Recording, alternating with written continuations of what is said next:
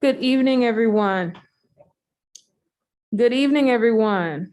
The Durham Public Schools monthly meeting is now in session. At this time, we wish to extend a warm welcome to anyone who is joining us virtually and in person this evening. The purpose of this meeting is to inform our parents, students, staff, and constituents about the work aligned with our mission to embrace, educate, and empower every student to innovate, to serve, and to lead. Tonight, the administration will be presenting information to keep us up to date on our strategic plan. The interpreters for tonight are Martha Romo Iguirles and Marty Ramirez. Thank you for taking the time to join us. The next item, we have one announcement we're going to give at the beginning of this meeting about our website before we move on to our next agenda item.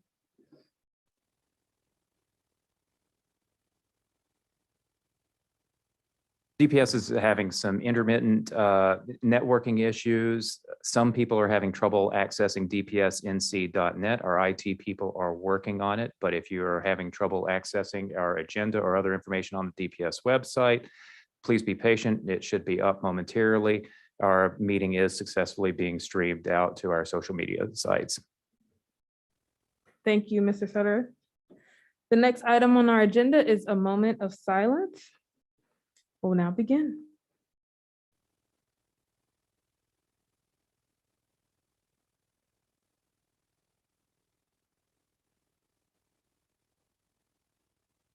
Thank you all. The next item on our agenda is celebrations. We have our student of the month.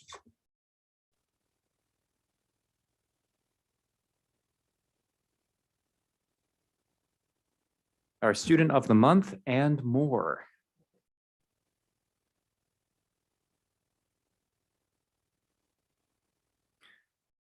Our students of the month distinguish themselves with character, with leadership, with academics, everything that makes Durham Public Schools students great. Our students of the month come to us from our high schools, a different one each month, to showcase the best and brightest of our people and all of the great work that our teachers and staff have done to nurture them, to say nothing of their families. Tonight, we have two DPS students of the month, and we begin with Northern High School and Mr. Danny Guilford. Good evening, everyone. Board Chair, members of the board, Dr. Mabenga, and the DPS community members. I bring greetings from the North. As the proud principal of the Northern High School, I get to meet all kinds of students. Most people think I only get to meet the kids with discipline problems. However, the majority of my time is spent with the 99% of the kids who want to attend a positive and safe school. I get the pleasure of meeting, shooting hoops with some of our self-contained students in their classroom in the gym, writing letters for kids for Ivy League schools, and just to get to coach up kids who I find in the hallways who may be literally headed in the wrong direction on our sometimes confusing campus. And sometimes I am sought out by kids who bring nothing but sunshine to our campus. Our student of the month is one of those individuals. Jamilith, or Jami as she's quick to correct you, Castillo Beretta is our pick for student of the month for Northern. She is never without a smile. She is effortlessly polite, even after I tell her no, that I cannot call her out of whatever class she's trying to avoid later that day. She graciously explains in detail how her love of dance is being transferred to the little kids she teaches dance to after school. She's the definition of a knight, dependable, honorable, humble, and gracious at all times. No one is ever upset to see her coming, even if she's coming to tell me that the dance room is too hot again, or to tell me that what some little kid did in dance class the night before. She is planning on attending High Point University after she graduates in June to pursue a career in elementary education and dance. And even if she didn't get to dance in the new school, here's hoping that one day she gets to come back and teach at the new one. Along with her mother, Carmen Beretta, I present to you Jamilith Castillo Beretta.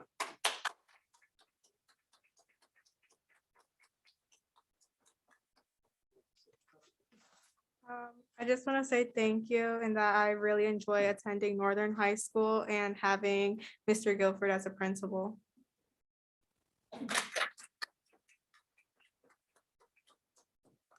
So we have a few things for you. We have a certificate of appreciation for your status of student of the month.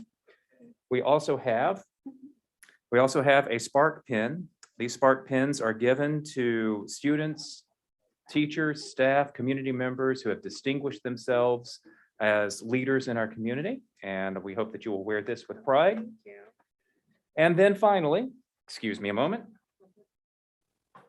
Thanks to our friends at Triangle E-Cycling and Larry Hurst, we have for you an HP Elite book that we hope you'll be able to take with you to High Point University and use it in good stead.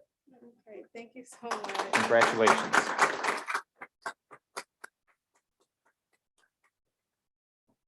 And we invite you to, we'll just leave the charger here for now. We will invite you to put things down on the corner for a moment and walk the red carpet and receive the congratulations of our board members. You too, ma'am. Thank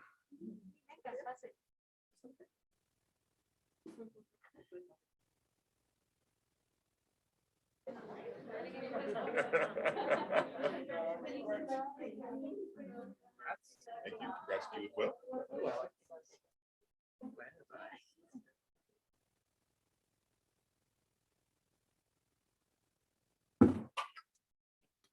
I'm making all kinds of mess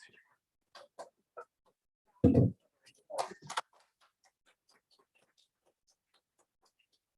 Congratulations and thank you. Thank you. Thank you. You want them?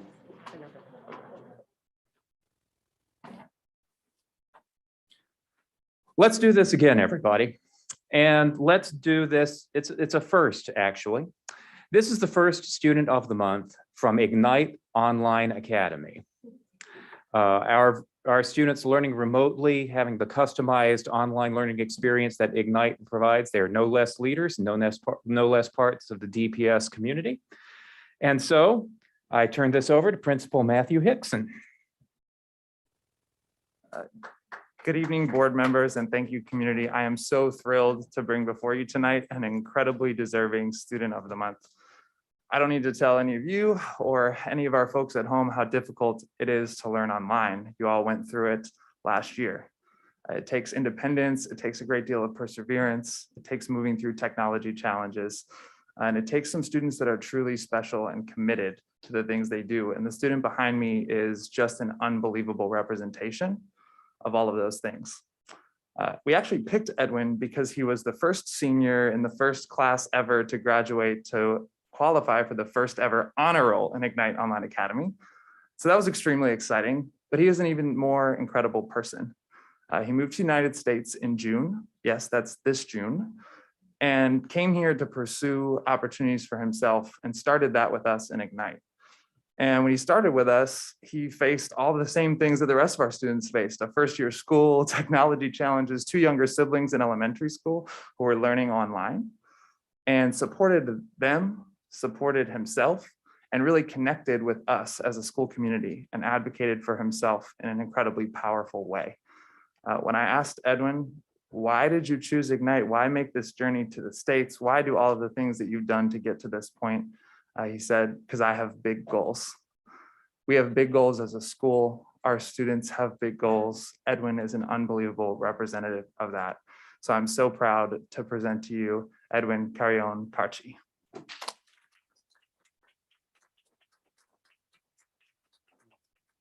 Good evening. My name is Edwin Carrion Carchi. It's a pleasure to be here. I want to thank my aunt, my uncle, also the Ignite Academy Online. And I want to thank also Mr. Hickson and Ms. Harrell, who motivates always students to give their best in school.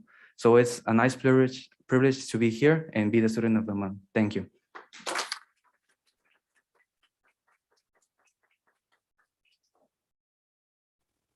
Once again, I offer you a certificate of recognition, the Spark pin denoting your leadership in our community and as a member of Ignite Online Academy. And again, thanks to Triangle E-Cycling, this HP Elite book that I hope that you will enjoy using in your future. Thank you. Thank you. down there for a moment and enjoy the red carpet and the appreciation of our school board members.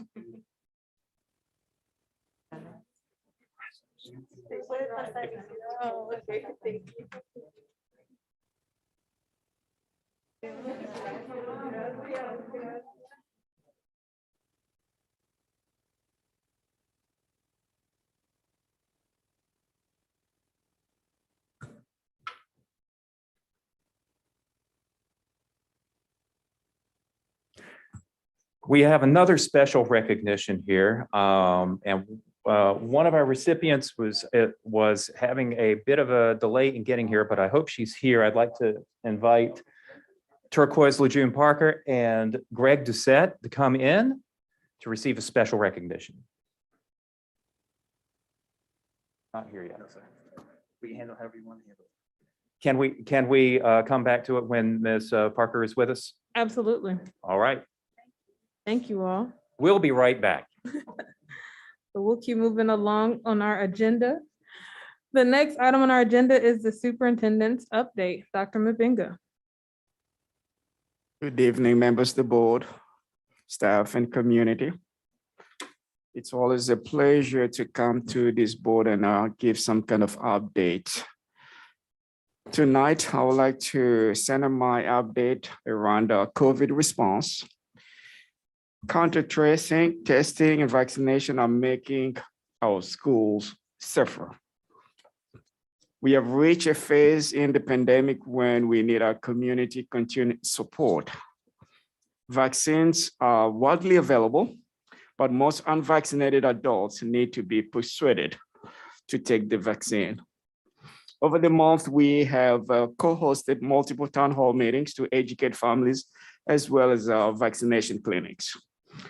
We are planning a partnership with the Old North State Medical Society, one of the oldest medical societies for African-American physicians in the United States, to meet with staff and families to reassure them about the safety and value of the vaccine and offer vaccinations and testing on the spot.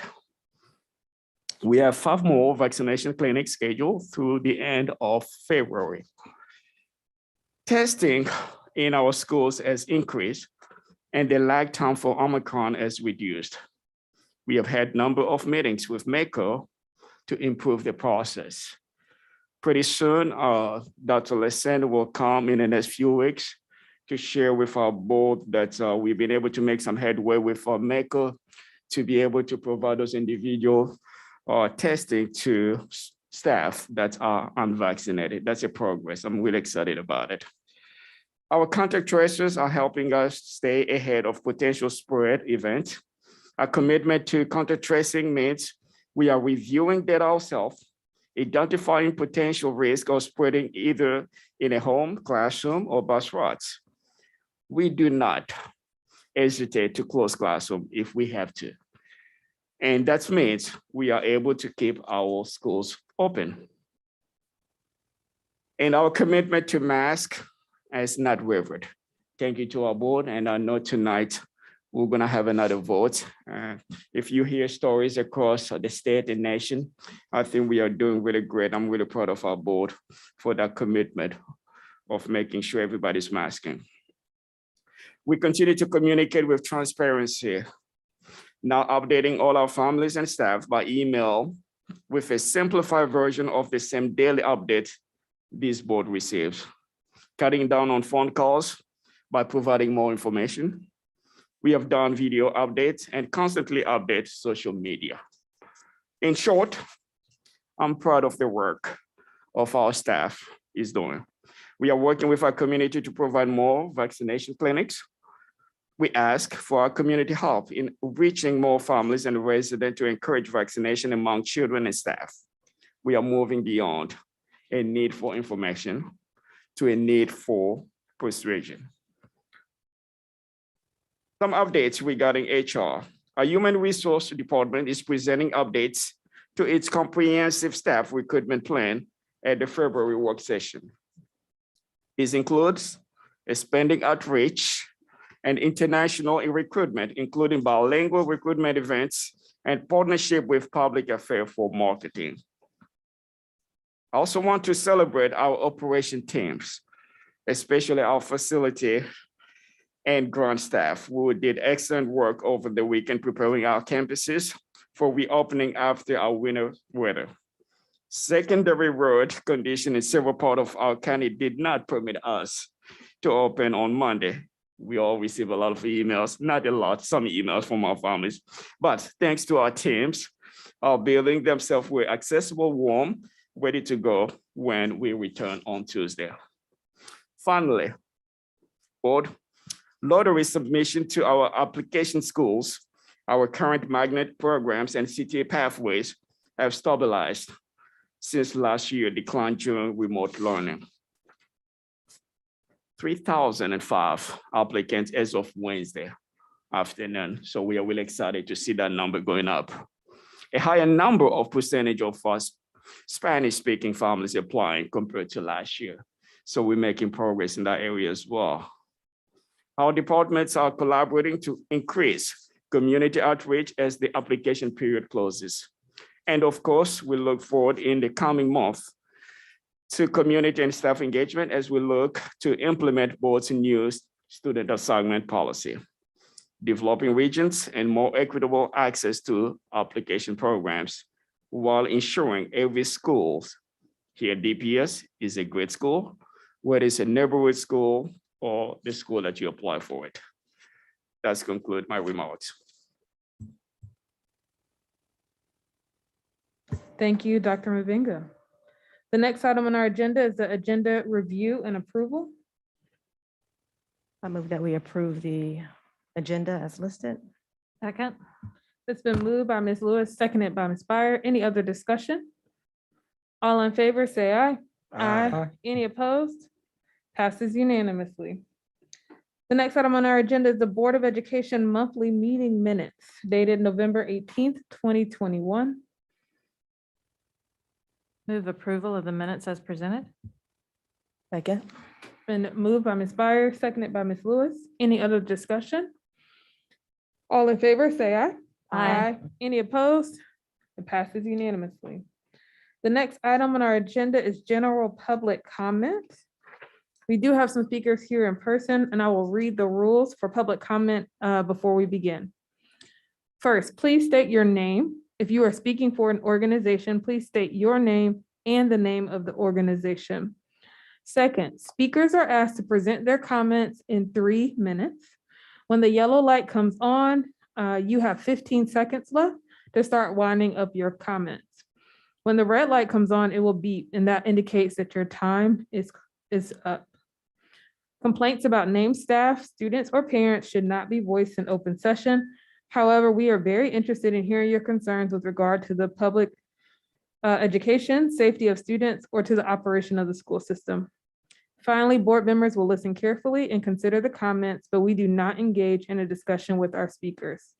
Our first speaker is Andre Robinson. And then next we'll have Edwin Cartercombe. Good evening, Durham Public Schools and Buenos noches and Superintendent Mavinga. My name is Mr. Andre Robinson, and I'm an instructional assistant for Lakewood Elementary. Thank you for all you do for Durham Public Schools and for your hard work creating jobs that provide a quality of living that set a new standard in public schools. I am writing to reiterate statements the Durham Public Schools IAs have made at the last 2 board meetings. At the October 21st and November 18th board meeting, myself and Ms. Sarah Mangy respectively spoke on behalf of all IAs and shared the 2 changes DPS IAs are asking the board making in the upcoming budget year. First, we asked for $19 for all IAs for the next fiscal year and a plan to gradually increase IA starting pay to $22 an hour over the coming 3 years. These increases must apply to all IAs from across the board, not just to step 14. All Durham Public Schools IAs are equally as deserving of pay increase regardless of the years they have served with DPS. Earlier this year, we surveyed DPS IAs and learned that about 55% work additional jobs just to live a livable wage. By providing our IAs with a wage that can live on, IAs can focus fully on DPS and further thrive in their position. Everyone, the students, teachers, and district benefits when IAs are able to fully dedicate their job. It is almost important to remember that Durham cost of living is rapidly rising. Personally, I freelance part-time to meet my financial goals. This pay increase would mean I could only work as an IA, spend more dinners at the table for myself, and more weekends having time for myself, like watching the big game. I would be able to come to work Monday refreshed and ready to work. Living by myself and taking public transportation from Raleigh to Durham to work daily can take a toll as well. Second, we are asking for a district-wide IA policy that sets firm rules for overtime compensation, lunch breaks, weekly hours, and continuing education opportunities. Currently, schools are creating their own IA policy that are not always fair, legal, or equitable. For example, the IA in school A would be pulled to cover another class, while an IA in school B would not be pulled at all. A district-wide policy would ensure that all IAs are treated equally, meaning less IA turnover and transfer between schools or neighboring school districts. Additionally, these guidelines will also protect the district from potential lawsuits. Finally, before I take my seat, as IAs, we are the frontline workers in the classroom, whether it's covering a class or helping with lunches and recess or being compliant with exceptional children federal guidelines, or bus duty and waiting for bus with possibly without a driver or waiting until the sun goes down. Also providing instructional support for small and whole groups and different classrooms. Recently, CNN published an article about the extreme staffing shortages areas schools are currently facing. The issues are real and the school cannot afford to lose more staff to hire paid jobs community.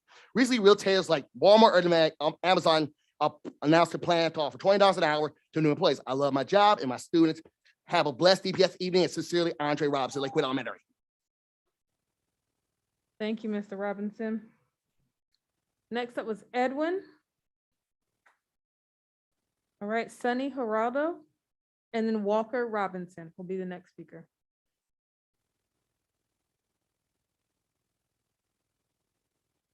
Good evening. Okay. My name is Sunny Geraldo. I'm a IA at Southwest Elementary, and I'm here for the DPS IA Association. We've met with many of you before to ask for an increase in pay for our IAs, but we want to go further and make it for all classified staff. I want to speak to you as an individual and paint a picture of what it would mean to have this increase. This pay increase could mean the difference between working multiple jobs and working one job. It could mean the difference between missing a child's baseball game or dance practice because of that second or third job. It could mean the difference between having dinner as a family and hastily picking up fast food between jobs. This pay increase could bring about a significant improvement in the living conditions of the very people who teach and care for our children every day at school. This pay increase could mean more weekends spent with family. It could mean more laughs, more rest, and more rejuvenation.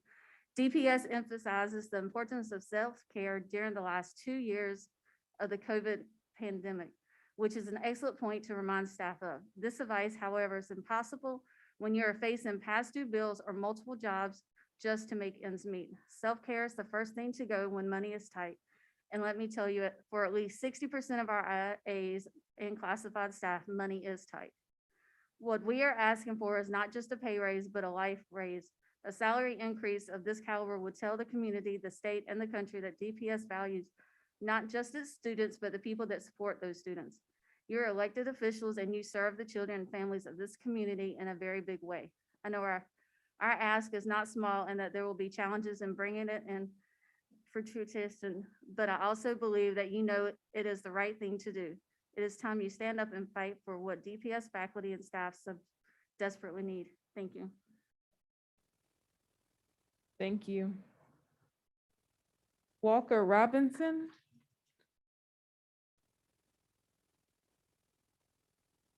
Good evening, school board members. Thank you so much for your continued service to our community. My name is Walker Robinson. I'm a Durham native, long-time Durham public school student, Hillendale, Tuning, Bragtown, Riverside, and now community pediatrician serving students in Durham and Chapel Hill. I was also privileged to host 2 international exchange students during the 2016-17 academic year through the American Field Service, or AFS, an amazing international organization that sponsors exchanges across the world, promoting cultural exchange and peacemaking among students from all corners of the globe. My 2 students thrived at Jordan High School and still remember their time at Jordan fondly to this day. That year, my two AFS students were joined at Jordan by a third AFS exchange student hosted by another local Jordan family. This coming 2022-23 academic year, I'm planning to host two additional AFS students, one from France and one from Germany, who are districted to attend Jordan. The Omansky Baron family is planning to host a student from Denmark who would be attending Jordan as well. It has come to our attention that there's a central office restriction on a high school hosting more than 2 students in a given year, which, as stated before, has come about since Jordan hosted 3 students in 2016-17. It's also notable that Chapel Hill Carborough City Schools and the Wake County Public Schools frequently host up to 6 AFS students per year per school. I'm asking you all as a school board to deliberate and enact policy which sets a higher limit of exchange students per year per school. Several of us AFS volunteers would be more than willing to help draft a policy statement if that were so desired. While I clearly understand issues of overcrowding in Durham high schools, I also think we must remember the overall gift in terms of diversity and cultural experience that exchange students bring to our school communities. If we set arbitrary limits on how many exchange students can attend our high schools, I fear that we're significantly shortchanging our own students' experiences in our schools, much less taking away an exchange student's opportunity to be a part of the culturally rich, diverse, progressive community which we call home. As we deliberate this evening, 3 international students are counting on the Durham Public Schools to offer them a place to study and to build friendships in our beautiful city. Unbeknownst to them, another countless group of current DPS students is awaiting to have the opportunity for an AFS student to come to their school, broaden their own perspective of the world, and help promote peace among nations in our war-torn world. I'm asking you board members tonight to say yes to those exchange students, and more importantly, to say yes to your own local students. Thanks for the opportunity to let me speak tonight. Thank you so much. Thank you. Waldo Finner, and then Monte Wilson.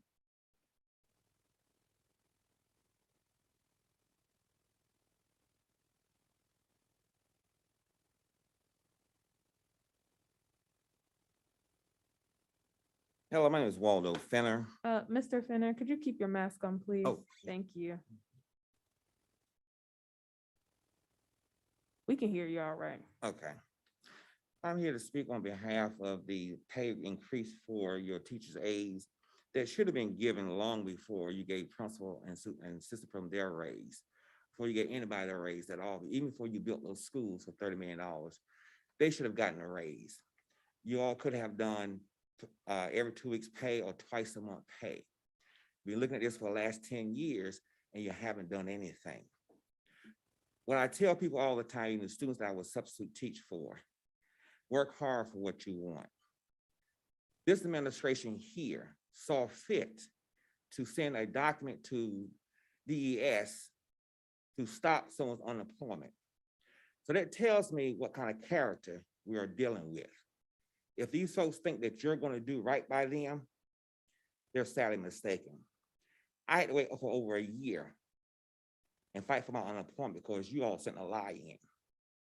But it tells me that your character is flawed, that you would do it to a disabled person. So therefore, I encourage you to do the right thing. Give these folks their raise. Stop playing games with them. They have a life to live, kids to feed, all those things above that you seem to have, that you want to have as well. So stop playing games with people's lives if you don't want to play games with yours. It's time to give these folks what they deserve, and that is that raise. If you can't do nothing else, do that. Because if I had my way, I'll vote all of you out of office. But you haven't done anything. Thanks for letting me share. Thank you, Mr. Finner. Monte Wilson, or Watson, excuse me. Hello, can I raise this? Thank you. My name is Monte Watson. I'm an IA. I work at Hillside High School. During my 4 months working with Hillside, I've seen quite a bit, and it's been my first time viewing my alma mater from the inside. W.B. Du Bois once wrote, A child learns more from what you are than what you teach. Today, I found that because of the way I dress and because of some of the baby pictures that I showed some of the students, they believed that when I was younger, I was a good kid, that I was smart and probably studied every day. That's what they told me. If you're wondering why I showed them the baby pictures, it's because one of them asked me, how do you get your mom to stop sending you baby pictures? I keep a couple in my wallet. So that was just my way of showing her value, how to have value, right? Something we don't necessarily teach in class, but that's something that you can learn from a person, right? Okay, so I've been able to connect with many students because of my approach. And because of that, I hold them to high standards and I also respect them. So I'm able to lead them in a way that others may not be able to lead them, right? I feel this is my duty as a passionate IA, and I feel like any passionate IA would do the same. Now, I'm working full-time as an IA, so I don't have much time to work another job, but I do value the job that I have and the pay that I receive. However, I feel that it's about time that I find a place to call my home, right? At least to settle for a few years so that I can grow and build. However, in Durham, a rapidly growing city, adequate home can cost about $1,000 a month, right? Unfortunately, many places require that you make at least 2 to 3 times the rent. And $2,400, I'm not going to make 2 to 3 times the rent. So I decided to partner with another IA, a friend of mine that also attended the same school that I went to. Been friends for some time. We've been roommates before. And so we decided maybe if we partner together, we can get a nice space. So we went for a place that cost $1,519. Pine Ridge Apartments, pretty close to Hillside High School, would allow us to get to work pretty quickly, 10 minutes away. Unfortunately, our application was denied. Rest in peace to my application fee. But it was denied because apparently they used the average of our salaries in order to determine whether or not we can be accepted. We were denied, even though when I did my calculations, we made about $200 to $300 more than what the rent was. But because of that average difference, we were unable to get that home. Now, I stand here before you today because the day before my birthday, I would like to ask permission to speak a little longer just to finish my story. Is that okay? Just a little bit. Okay. One day before my birthday, I had to take my COVID test. We are also on the front lines along with teachers, bus drivers, principals, and the students. I was in a pool that tested positive for COVID. Because I didn't want to affect anyone else, especially people that I'm around without a mask, such as my family or friends, I decided to stay away. Being that I did not have a place to stay on my birthday, being that it takes 2 days in order to receive your test, I slept in my car. It was cold that night. It would have been nice to have a home that I could have slept in and still be distanced. However, that was not the case. So I would like to ask that Durham Public Schools revisit their decision to deny our raises and pay IAs a little bit more so that we can make a living for ourselves. Thank you for your time. Thank you. The next speaker is Leslie Jaime. I apologize if I'm mispronouncing your name.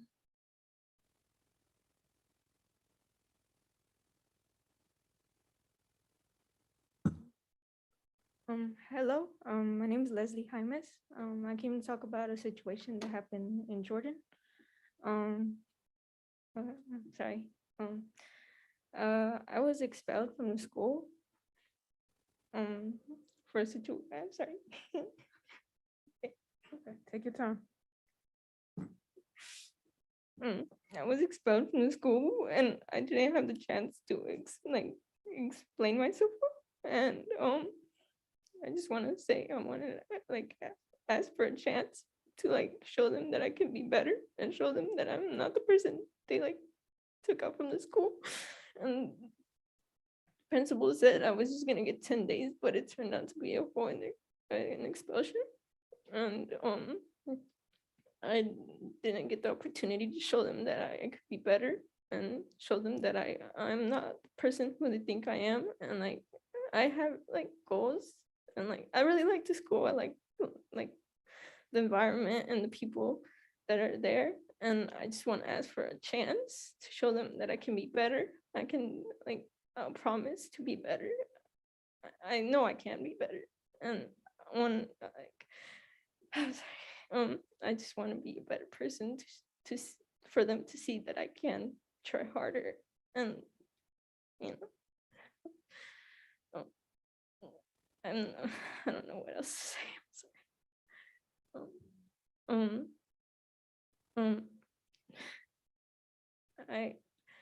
I have, dreams to be a good, like, be something in life, and this could like, mess up the goals I have, and I don't want that to ruin what I want, and I just want a chance, and I'm just beginning school too. I'm in 9th grade, and I just, I don't know. I think that's all I have to say. Leslie, thank you for coming and sharing your story with us. We do have an appeal process for students who receive a suspension. I'll ask one of our staff members to follow up with your family so you can go through that process, okay? Thank you. you.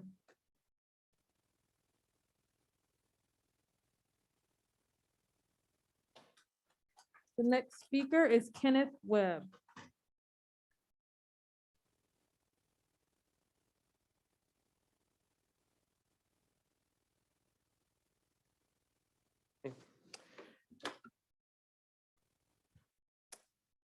Thank you.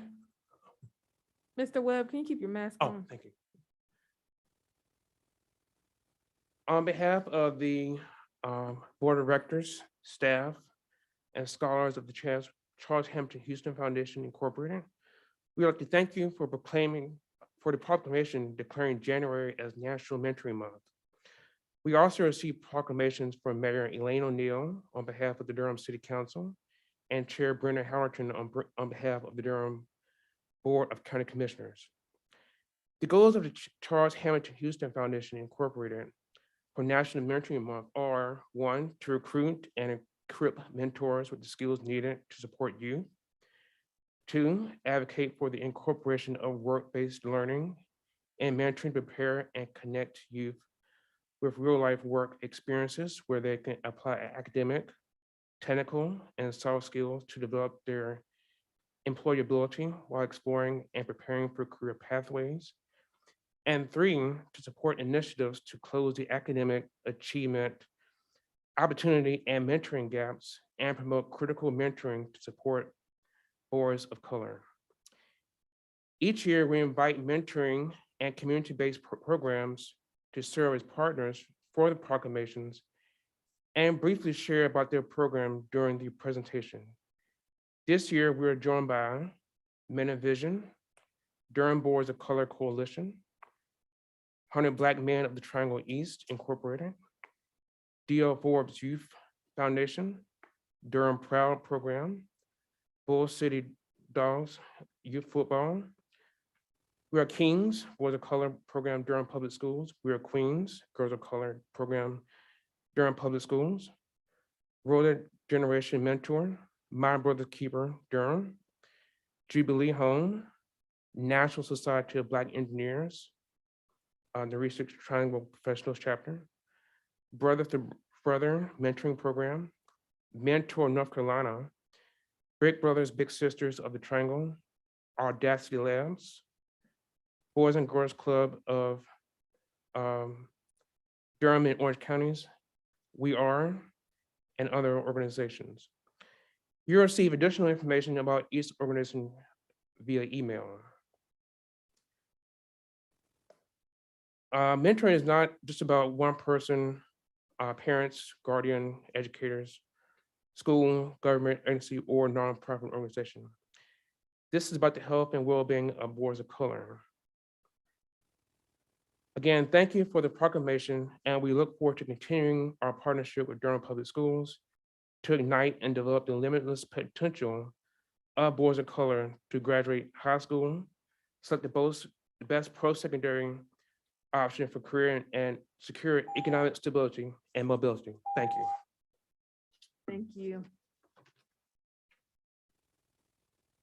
That concludes our in-person public comment. Do we have online public comment that's submitted?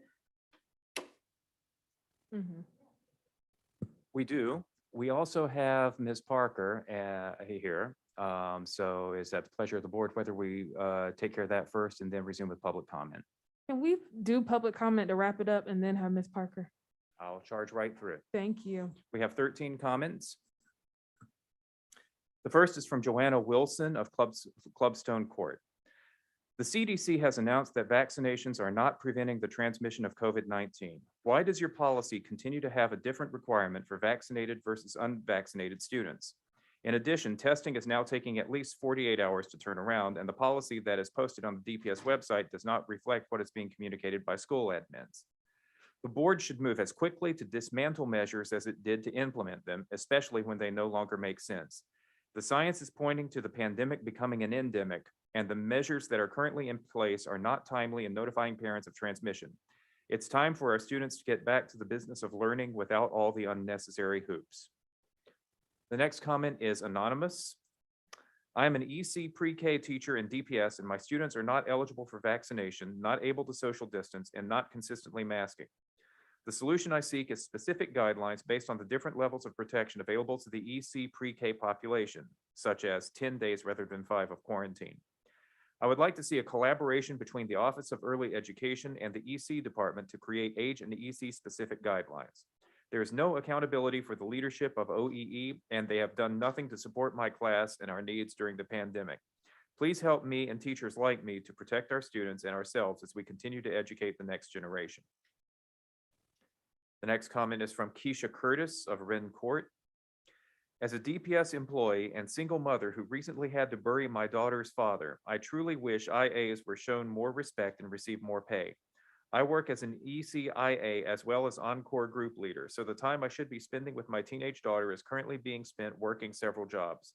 My daughter understands why I work like I do, but I can tell it bothers her when I always have to go to work. Please take the time to think of IAs when the next bonus, pay raise, etc. is given, because we do just as much as the teachers and truly deserve to be compensated for our hard work. The next comment is from Rafe Mazer of Knox Street. I wanted to ask the board if the board could engage with the superintendent and the county to develop more robust plans to open after winter weather. To not have in-person learning 48 hours after only 2 inches of snowfall was surprising. Could the city recruit more local truck owners to plow during snowfall and prioritize education facilities and bus routes early on?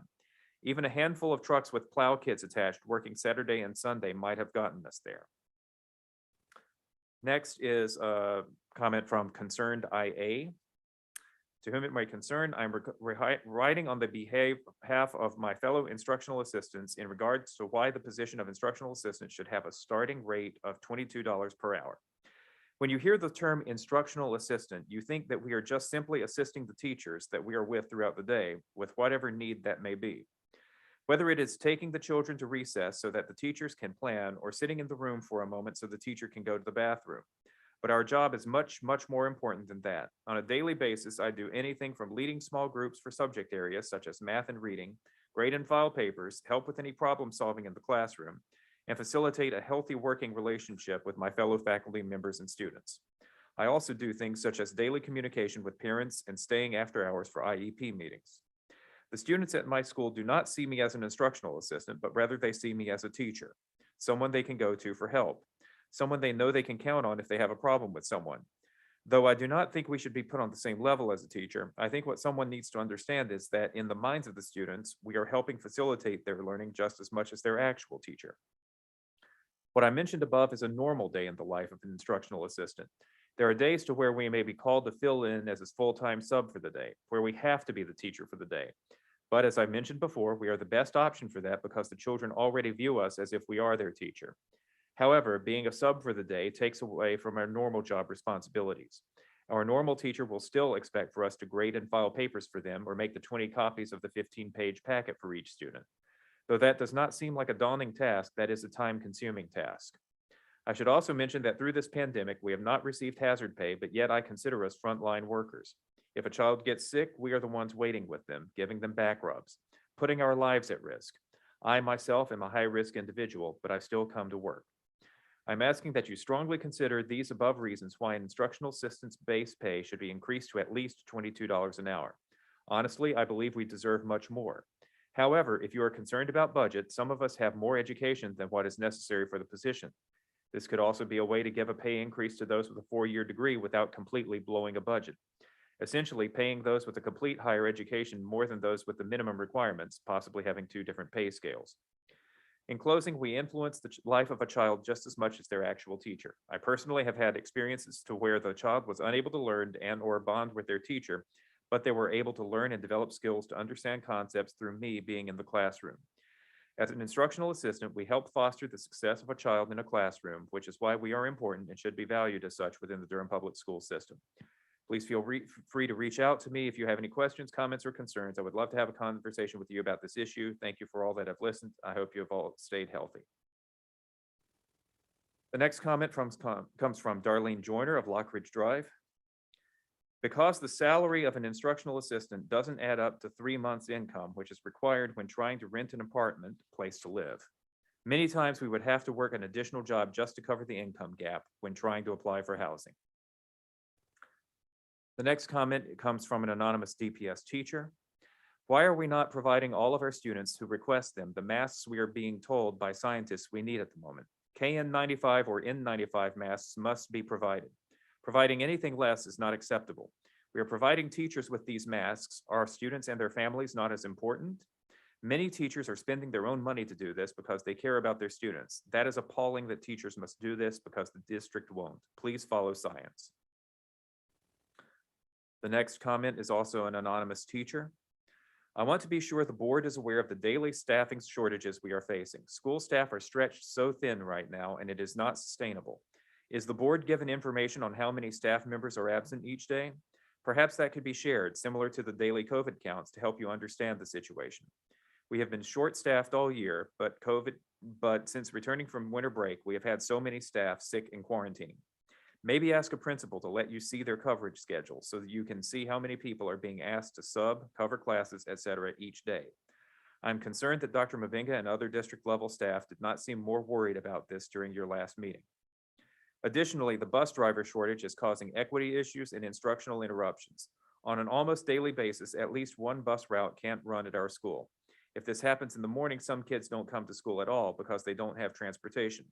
If it happens in the afternoon, teachers have to interrupt class to contact parents to make sure their kids can be picked up. This is happening daily, sometimes for multiple routes. Our students, teachers, and staff deserve better. The next comment is from an unknown person at 1216 Ridge Road. IA and TA are doing the same work, if not more, than the teachers and need to be compensated for their hard work. A lot of IAs have degrees, but because it is not in education, they don't get paid for it. IAs are completing assessments on students, running the classroom daily activities, getting homework prepared for students. They are even used as behavioral specialists, are being asked to be on committees to help with school activities. IAs are not being appreciated in their schools. Let's make a change. They deserve more money and they deserve to get differential pay for their years of experience in education. The next comment is from Sandra Monroe of Bridford Parkway in Greensboro. My sincere bottom line comment: due to major financial hardship following both personal loss of immediate family and other personal stability, I drive daily from Guilford County to my DPS. I'm truly honored to serve our students as an IA with an amazing EC team. I fully agree with all requested points and pay increases on behalf of all hardworking, awesome IAs. Please, let's do the right thing for the right colleagues now at the right time. The next comment is from Joetta McMiller of English Ivy Drive. Why are we continuing with a mask mandate when other counties in our state are making it mask optional? The CDC even states on their own website that cloth masks do not work, and if you look at the label on surgical masks, it also states that they do not prevent someone from getting sick. Our kids are not at risk of COVID. They are not as susceptible as an older person. While Omicron is more contagious, it is less serious, and most symptoms are that of a cold or the flu. We are also in flu season. I remember 2 years ago when all we had was the flu, we would have to close some schools or classes down due to there being so many kids or teachers out with the flu. Masks were not required then, therefore they should not be mandated now. It should be the parents' choice. We are causing irreparable harm to our children by forcing them to wear masks and live in fear. Thank you for your time. Next is Jeanette McDaniel of Magna Drive. First, I would like to say thank you all board members for taking this time to just listen to our concerns as a person first. Most of the IAs have begun 100% for the kids that we work with. Also, we have to work 2 jobs in order to pay our bills. If we are given a pay raise, we can focus on being the best IA that the kids need.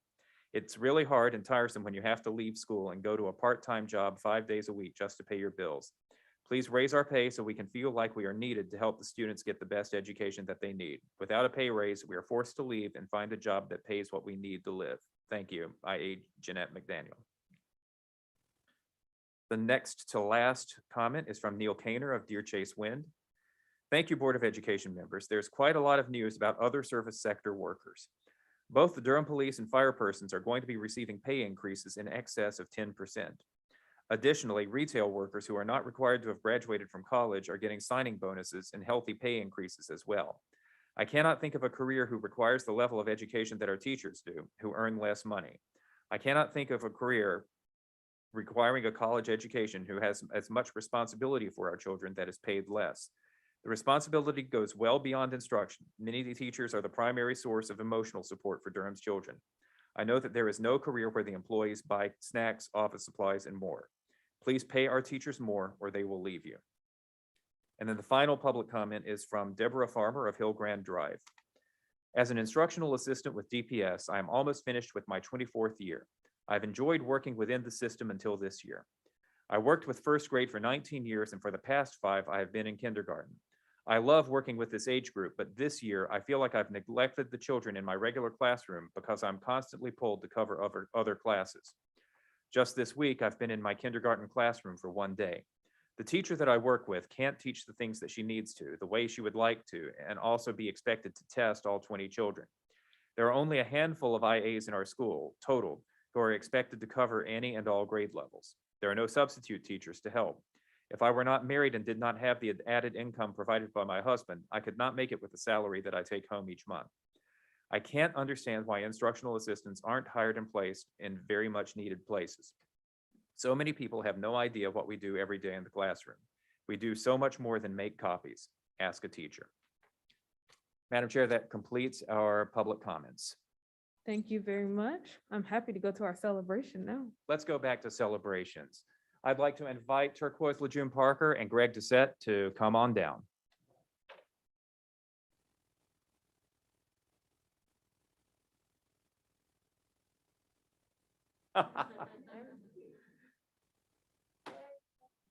So I will turn the microphone over to you all very shortly. The reason that we are here is in part thanks to the internet and thanks to some viral tweets of this gentleman at Costco with a really long receipt. Turquoise Lejeune Parker, Miss Parker's professor's food raiser. Did I get it's also called the Bull City food raiser. For many years, she has been helping students, started in her school, and it's just expanded and grown to the point when this year CNN noticed, the world noticed, if I could be so bold. And this program is an example of doing it like Durham, taking care of our own, rallying a community, and expanding outreach year after year after year. And our board and our superintendent wanted to recognize the incredible work that you have done, extracurricular to be sure, to help students at a time of need during a holiday season. And as a result, I have two things to share. Spark pins given for leaders in our community and in our school system who show how it's done to support our students and our schools.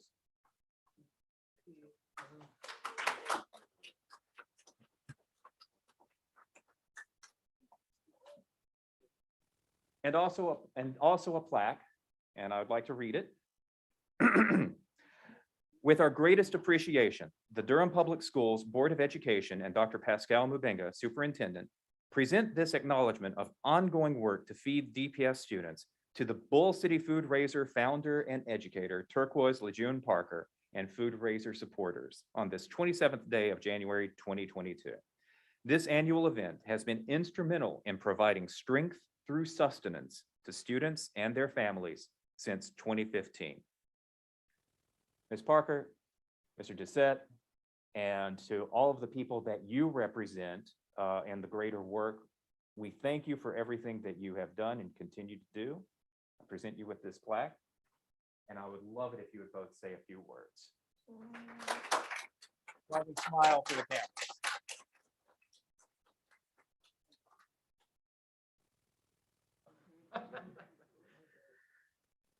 Ladies and gentlemen, thank you all. When this began back in 2015, it was not something that I had planned to like be a big thing. I got a text from Turquoise saying, hey, I need help. I had a friend who needed help, so I helped.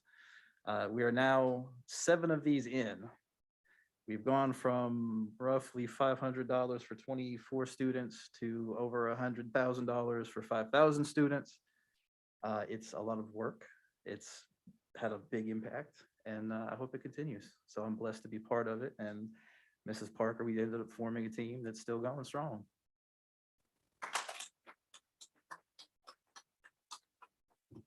I'm not gonna cry. Maybe I will cry. First, thank y'all so much. Thank you. Thank you to all the people who helped. This is not a one-person show. I want to be very clear about that. I sent a text to Greg and, well, really everybody in my phone. In 2015, one of my families came, this was like Tuesday before we got out for winter break in 2015. And the question was, Ms. Parker, I'll be okay, but our kitchen is empty and I don't have anything for the boys at all while we're gone. And I thought she meant toys, gifts, because the capitalism makes you feel like you have to do things at this time, at that particular time of year. But she was talking about the cabinets as in food. And anybody who knows me at all knows that the professors are my everything. Those are my babies. And the thought of them not having anything and me going into the break to enjoy, knowing that they don't have anything, was really heartbreaking. And so I reached out to everybody. But before I did that, Donald and I took care of that one family because we're thinking it's just one, but realizing that if one family is feeling this hit, then there's probably a lot more. So we reached out to everybody and we got a ton of actual food, and then folks gave in cash and just everything possible. And we sent every professor home that year, 24, with a bag. And then before I came to DPS, I taught in Chapel Hill, Carver City schools, and those families provided the gifts for every child every year, 2015, 16, 17, 18, and 19. But the larger we get, it's a little bit more difficult to provide a Christmas gift for 5,200 people. But we were able to at least provide a gift for about 500 of those families this year through community. And so through the generosity of a lot of minds, a lot of hearts, and a lot of hands, because packing 5,200 bags is, I think Natalie came, I know Bettina, you came like 2 years ago. It's a true system, and it's Mr. Hopkins calls it Mrs. Parker's Secret Santa Workshop, because it's tucked away in the gym at Lakewood, and it just happens because of all the people. But it's amazing how it started. It started in my classroom at Eastway, and then the next year was in my classroom really until last year. And through the support of an incredible administrator, Mr. Hopkins, shout out to Mr. Hopkins, he was like, yes, use the gym, use whatever you need, because this is something that's impactful. And then this year at Thanksgiving, we were like, oh my gosh, I think we might feed like 12 schools. This is so dope. And it happened. It was so much fun, like the assembly line, taking into all of these schools. I mean, it was just a beautiful thing, but none of us get to this point by ourselves.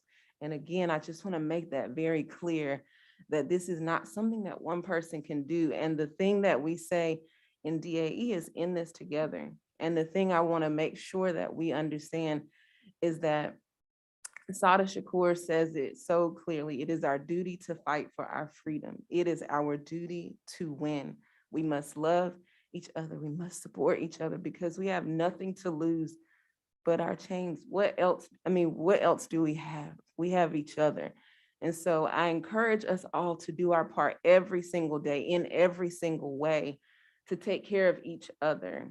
Not because you want to get, although this is really fine and going up on the wall. Like, this is cute. And y'all got turquoise legume parking and you spelled it right. Come on, somebody. But this is not, let's, because it doesn't matter if we get a really beautiful plaque. It just matters that we take care of each other. And so I want to make sure that we encourage each other. It's everybody's job, not just so that we can get public recognition, but take care of each other. Put our pride aside, put everything aside. Let's take care of each other. Are you good? We got to make sure that we're all good. If one person is not good, then none of us are. And I'm plainly stating, please, let's take care of each other. Thank you all so much.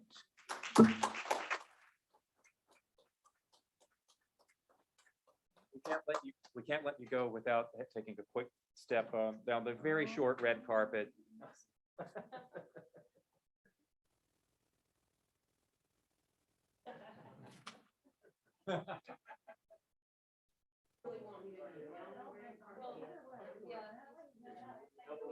Yeah, there we go.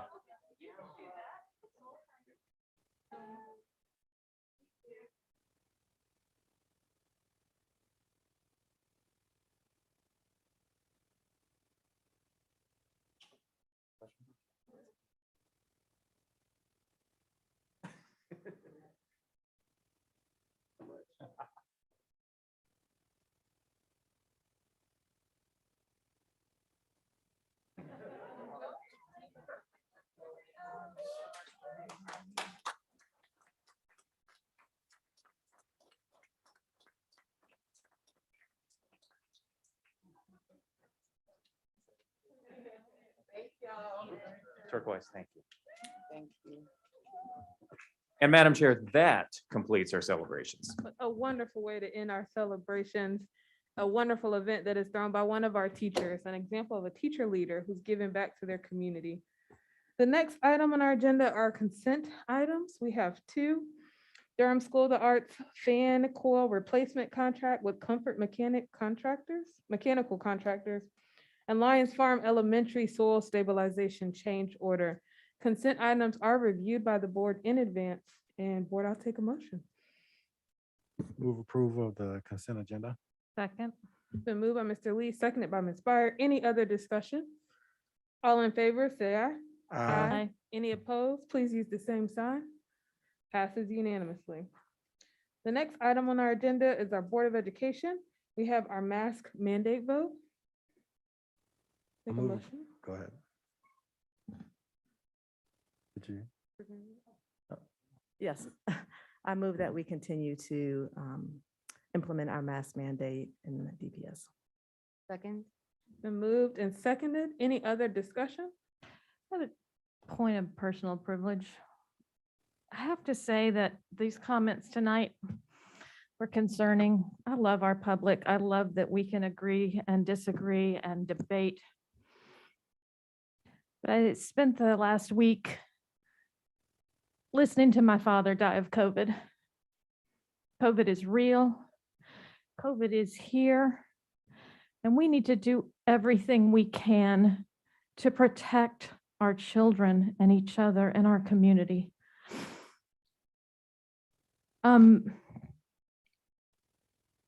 People need to talk to their doctors. People need to talk to their faith leaders. People need to get information, not disinformation from the internet.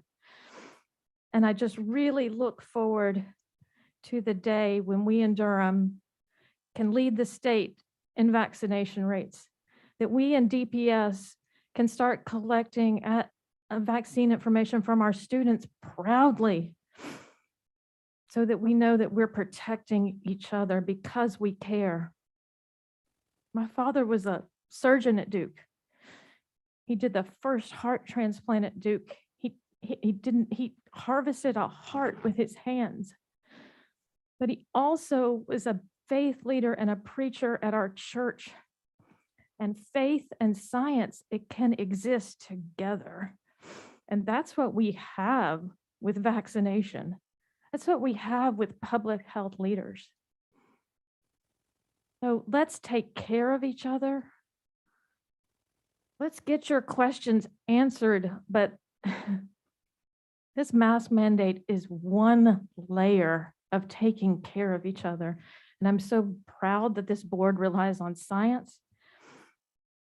But let's do better. Let's learn better, let's do better, and let's take care of each other in this community. Thank you for indulging me. And I never, ever want to hear anyone else have to have a loved one die that way. It is excruciating. And we've had over 850,000 people die in this country in a very lonely, agonizing way. Thank you. Ms. Byer, thank you for sharing those comments, and we send our condolences to your family. We know your father had an impact here in Durham and the work that he did at Duke and in the community. So we are thinking about you. We're thinking about your family at this time. And go get vaccinated if you're listening and you haven't yet. Now is the time. With our motion's been moved and seconded, any other discussion? All in favor, say aye. Aye. Any opposed? Please use the same sign. Passes unanimously.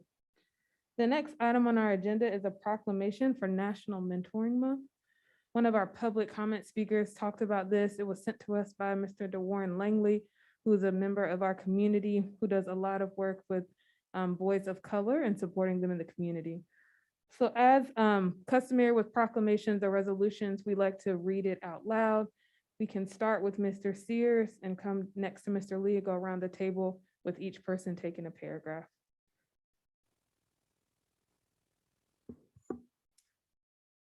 Durham Public Schools Board of Education Proclamation.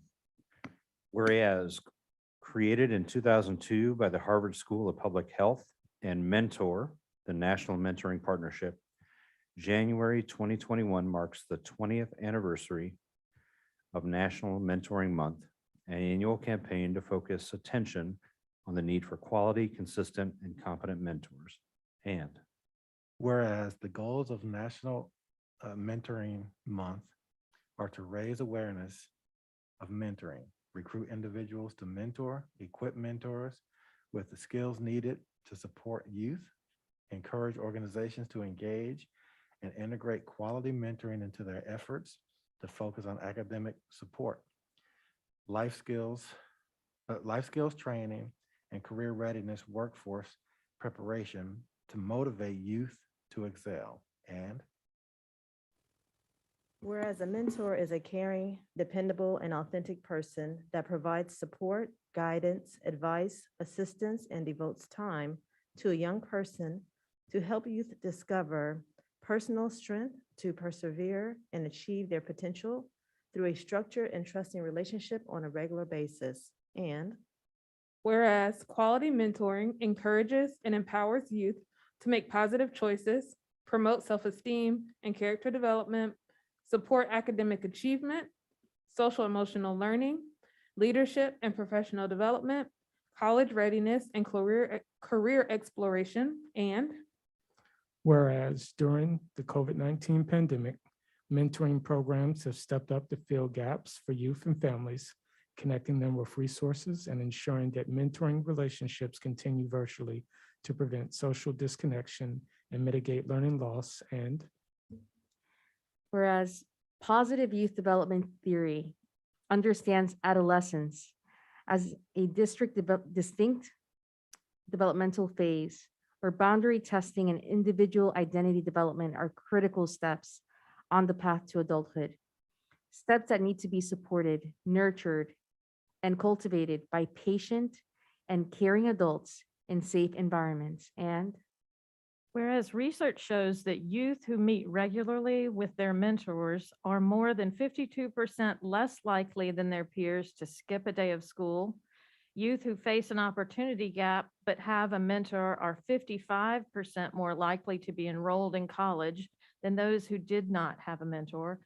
Youth who meet regularly with their mentors are 46% less likely than their peers to start using drugs and 27% less likely to start drinking. And Whereas mentors serve a critical role in helping youth successfully complete high school and gain admission to college or training programs, earn a post-secondary credential or certification, build new in-demand skills, prepare for the future of work, and succeed in an ever-changing workforce. And whereas mentoring programs must incorporate work-based learning to prepare and connect youth with real-life work experiences where they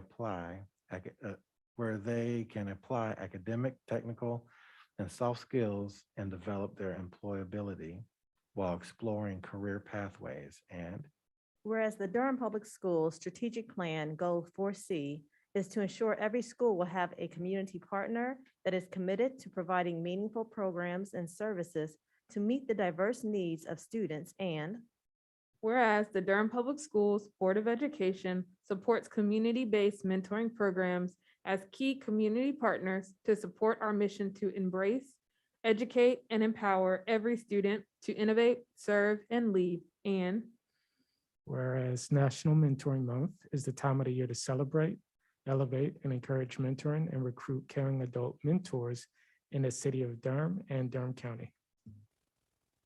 therefore, be it resolved that the Durham Public Schools Board of Education do hereby proclaim the month of January 2022 as National Mentoring Month and call upon public officials, educators, business and community leaders, and citizens to observe this month with appropriate ceremonies, activities, and programs in order to recognize individuals who serve as staff and volunteers at quality mentoring programs and help our youth find inner strength and reach their full and unlimited potential.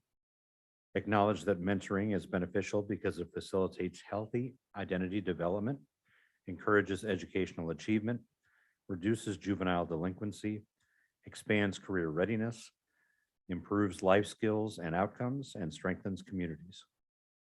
Promote the creation, expansion, sustainability, and funding of quality mentoring programs across Durham to equip youth with the tools needed to lead healthy, productive, and meaningful lives. And support initiatives to close the academic achievement, opportunity, and mentoring gaps, and promote critical mentoring to support boys of color with mentors who perceive and understand social, political, and economic racism and oppression, and to take action against racism and oppressive elements of society. Signed the 27th day of January, 2022. thank you all for reading that proclamation. Board, what's your pleasure? I move approval of the Durham Public Schools Board of Education proclamation declaring January 2022 National Mentoring Month. Second. It's been moved by Mr. Lee, seconded by Ms. Byer. Any other discussion? All in favor, say aye. Aye. Any opposed? Passes unanimously. The next item on our agenda is the Early Childhood Action Plan. This comes to us by our Vice Chair, Ms. Lewis, but we'll have a presentation by some others. So Ms. Lewis, did you want to say anything before we get started? Yeah, I just want to definitely welcome the DCI team that has led the listening sessions for our early childhood education and this team for the Early Childhood Education Plan.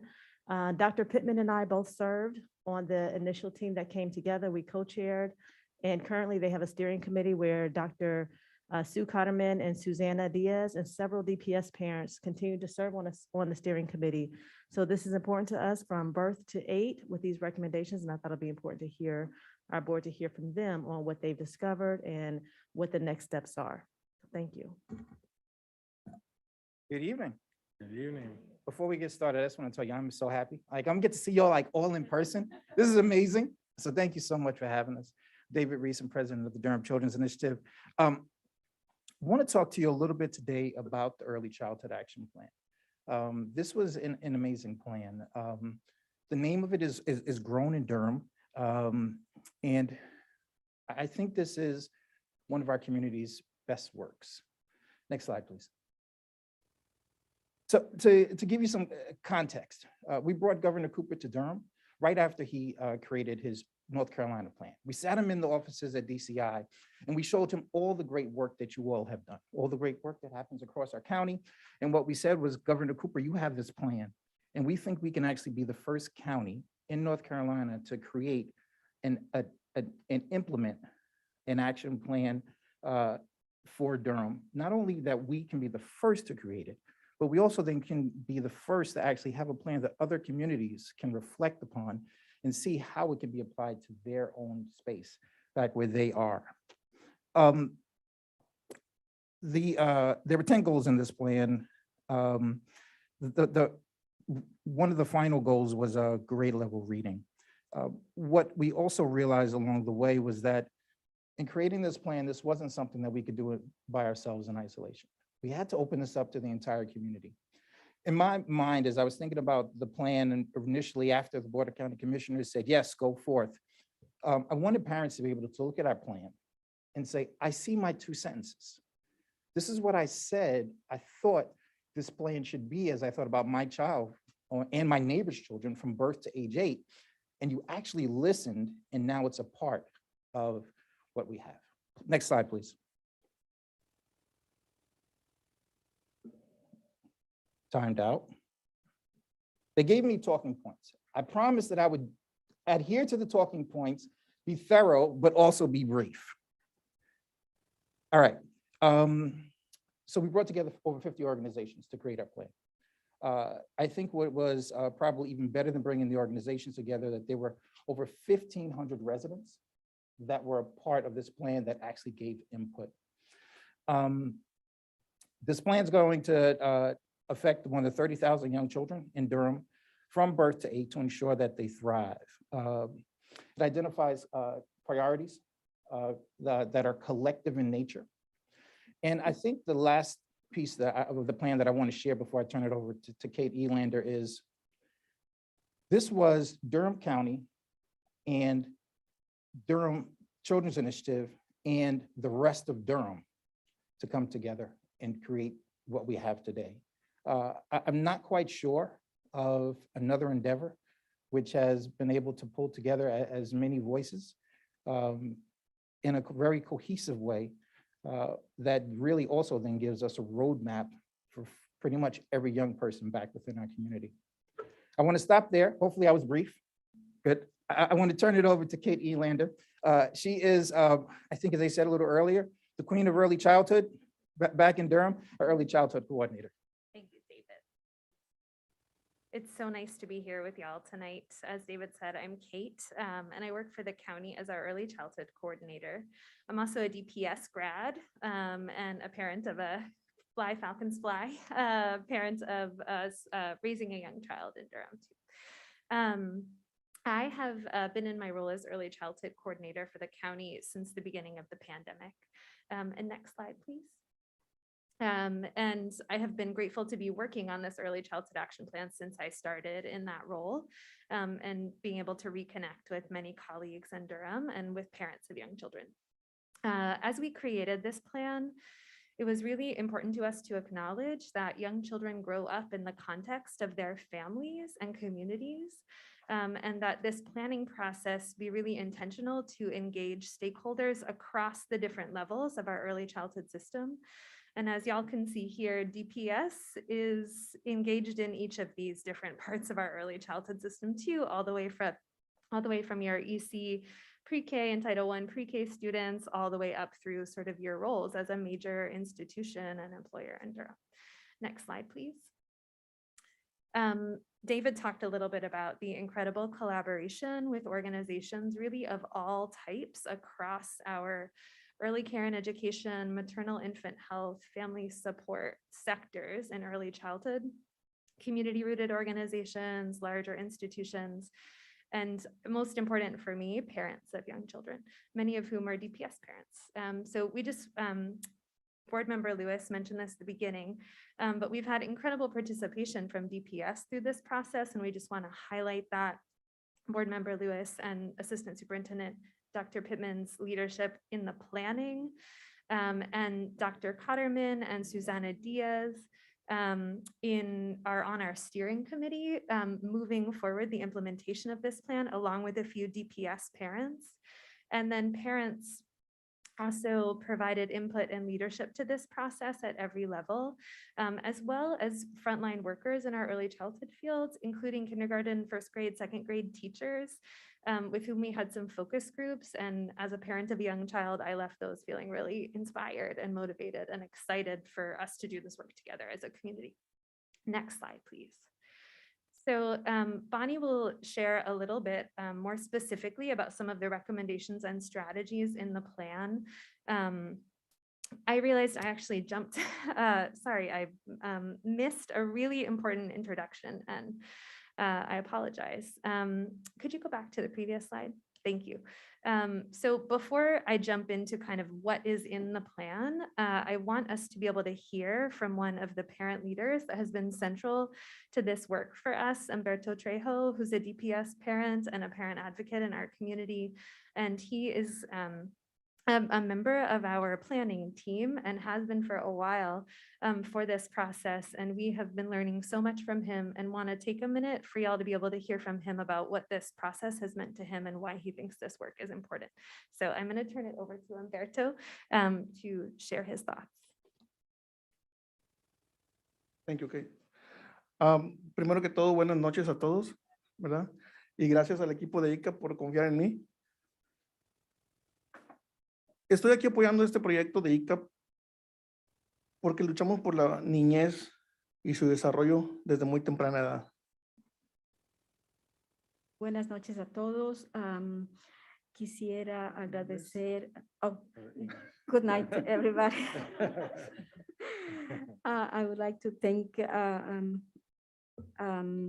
my partners here, and I would like to mention that we are trying to fight for programs for early childhood. Tenemos que formar buenos cimientos para que nuestros hijos sean unas personas con éxito en su vida y en todo lo que se proponen. Actualmente me preocupa mucho la violencia en nuestra comunidad. Es por eso que tenemos que reforzar todo desde muy pequeños. We need to set strong foundations for our children to be successful in their lives.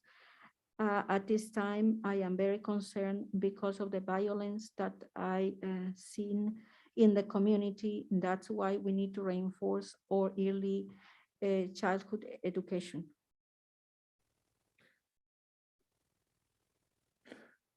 Me gustaría saber si DPS está trabajando junto con la ciudad o el condado para apoyar nuestros niños pequeños abriendo centros de reforzamiento después de escuela. I would like to know if DPS is working together with the county or the city to open some kinds of centers to help our children in early childhood development. Así ellos estarán ocupados en otras cosas, ocupar su tiempo en aprender más, tener más éxito y crecer como adultos. Al mismo tiempo también ellos dejarían de andar en la calle o matando el tiempo en cosas que no son de provecho.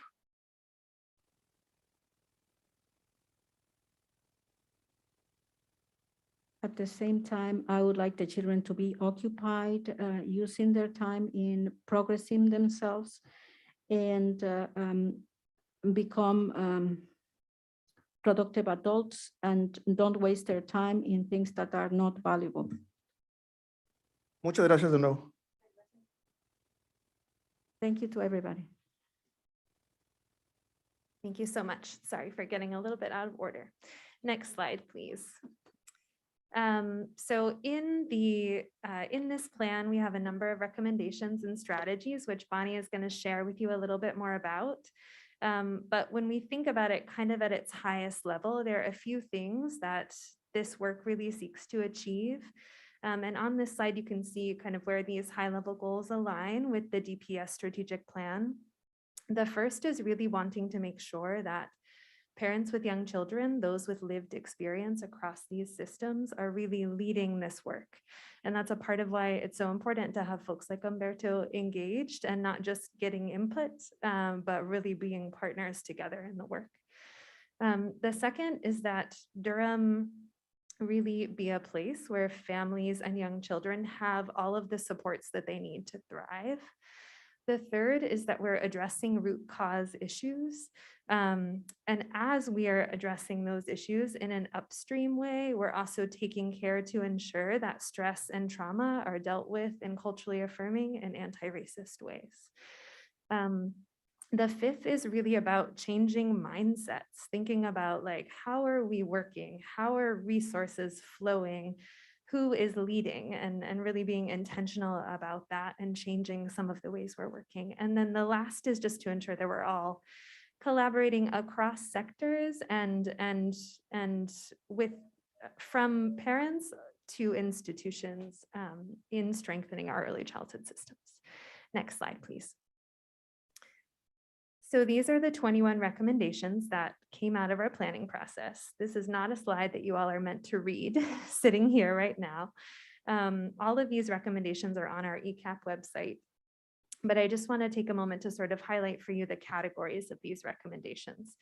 The first in purple are really the system strengthening recommendations that cut across the different parts of our early childhood system. Things like addressing institutional racism, addressing language justice, facilitating better data sharing. And many of these recommendations, DPS was sort of listed as a key partner because of the major role that DPS plays in many of our early childhood systems. The green are in areas of basic needs, just recognizing that food security and housing stability and family economic security play such a critical role in early brain development and in kind of stress reduction, so that families can thrive. The pink are social emotional health related recommendations and relate to kind of community wellness and safety. The blue are maternal and child health recommendations to address some of our most persistent disparities. And those in orange are related to early learning, both kind of in classroom settings, but also in the community. Next slide, please. So for each of those 21 recommendations on the ECAP website, there are 21 action plans. And they list out the strategies that we can use to bring those recommendations to life. The recommendations are pretty lofty, and the strategies in these action plans really get to how are we going to make this happen? And so there's action steps and partners and work we can build on. And these action plans were created together with parents of young children and people working sort of on the front line of our early childhood fields. I'm excited from my role at the county to draw on these action plans and encourage y'all to kind of familiarize and dive in. There's a lot there. And we will be working from these action plans as we move to implement the strategies that are prioritized in the plan. So I'm going to pass it to Bonnie Delan, the ECAP program manager. I was about to say the ECAP Early Childhood Action Plan manager, to share a little bit more about the recommendations and strategies that might be most of interest to DPS. Thank you. Thanks, Kate, and thank you for having us this evening. It's nice to see you all in person. So if you could go to the next slide, please. I'm going to go fairly quickly through these following 3 slides because you have the materials with you and it would take a long time to dive in depth. But these are I'm going to zoom in on 10 recommendations of those 21 where DPS has been mentioned as a key partner. And starting with those system strengthening ones, these purple ones on this slide and a few on the following slide, you'll see DPS has been mentioned, of course, because DPS is an important part of this broader early childhood system across maternal and child health, early learning, family support. DPS is an integral part of that broader system. So you can see here around anti-racism and power sharing is really about centering parents and caregivers and valuing that lived expertise in making decisions. and infusing anti-racism learning opportunities wherever we can with system leadership and down through all levels.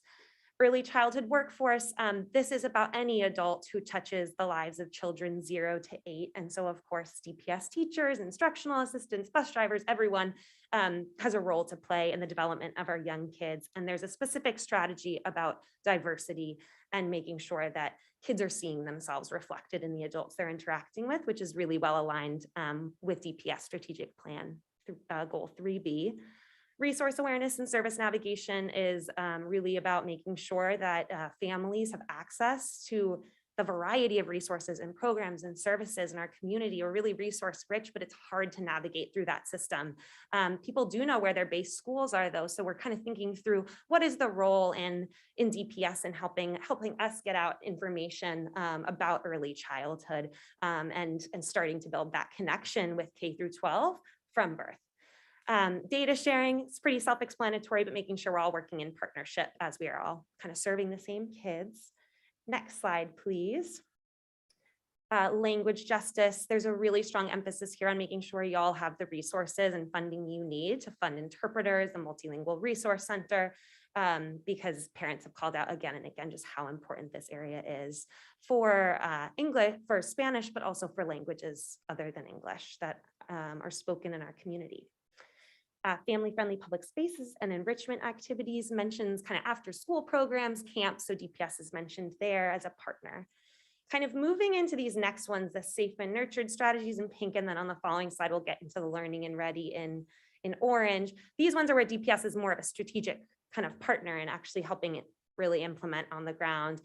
Trauma-informed affirming learning environments. This is not just in K through 3rd grade classrooms with our 0 to 8, but of course in our early learning environments as well. There's a lot of amazing work happening in this space, but we all know we really need to amplify, scale, invest in this work. We just know that our kids have gone through a really hard 2 years, and there's a lot of work we can do together as a community. This is not on DPS alone or the county or the city. This is all in partnership. Next slide, please. These are the final ones I'll share with you. I know I'm going quickly. So a big part of this plan, of course, is accessibility, affordability, and sustainability of our childcare system. And a strategy here is really focused on Durham pre-K, expanding Durham pre-K, addressing equity issues, and eventually moving that to 3-year-olds. And I think if we've learned anything from this pandemic, our childcare infrastructure is so important, not only to prepare our young learners to come into the K-12 system. We see the impacts on kindergarten readiness, 3rd grade reading outcomes, all the way to high school graduation rates, but also just childcare as infrastructure for our economy, for our workforce. And then transitioning to kindergarten, making sure we're really thinking about it's, birth all the way through graduation. And so we're really starting to think about this pre-K through 12 system, but also building out at that point of connection between pre-K and kindergarten, really strong collaboration to focus on developmentally appropriate practices, play-based learning, really leveraging what we know about early childhood brain science. And the last one here is focused on really assessing the state of our early care and education centers, homes, in their readiness to accept all learners, regardless of developmental delays and disabilities. So parents who were a part of this process, who have children with special needs, talked about how challenging that is, and wanted to have kind of an assessment of where we're at and have DPS kind of at the table to help us think through that. So next slide, please. That's a lot. And so what we're doing right now, on the next slide, please, is bringing together a steering committee. We've already brought them together. They're now about 6 months in. It's 36 people, and it's majority made up of parents, community-rooted leaders, and early childhood frontline providers like early childhood educators, birth doulas, interpreters. And so that committee is now prioritizing strategies. Could you have the next slide, please? I don't know where. There we go. So that steering committee is now, they're that collective decision-making body. They're prioritizing those strategies because there's a lot in the plan, fundraising for the prioritized strategies as well. And so on the last slide, just the areas we think that we wanted to bring this to you all. One is just using this planning as you're thinking about your own planning, any decisions that are being made. There's a lot of effort that went into this work. And so no need to recreate the wheel. There's a lot of great action plans to kind of base work off of. Two is advocating for funding for the implementation of this plan. We are working closely with the county on thinking about American Rescue Plan uses, and just would love your support in these areas and just knowing the importance of the early years. And the third is engaging any DPS departments in the support of the implementation of deeper implementation planning for these strategies where specific kind of departments have been named by our community. So next slide is our just thank you so much for having us, Dr. Mubenga, school board members, my team, the interpreter, thank you so much, and to everyone who's been involved. So happy to take questions, but I think we've gone over, so thank you.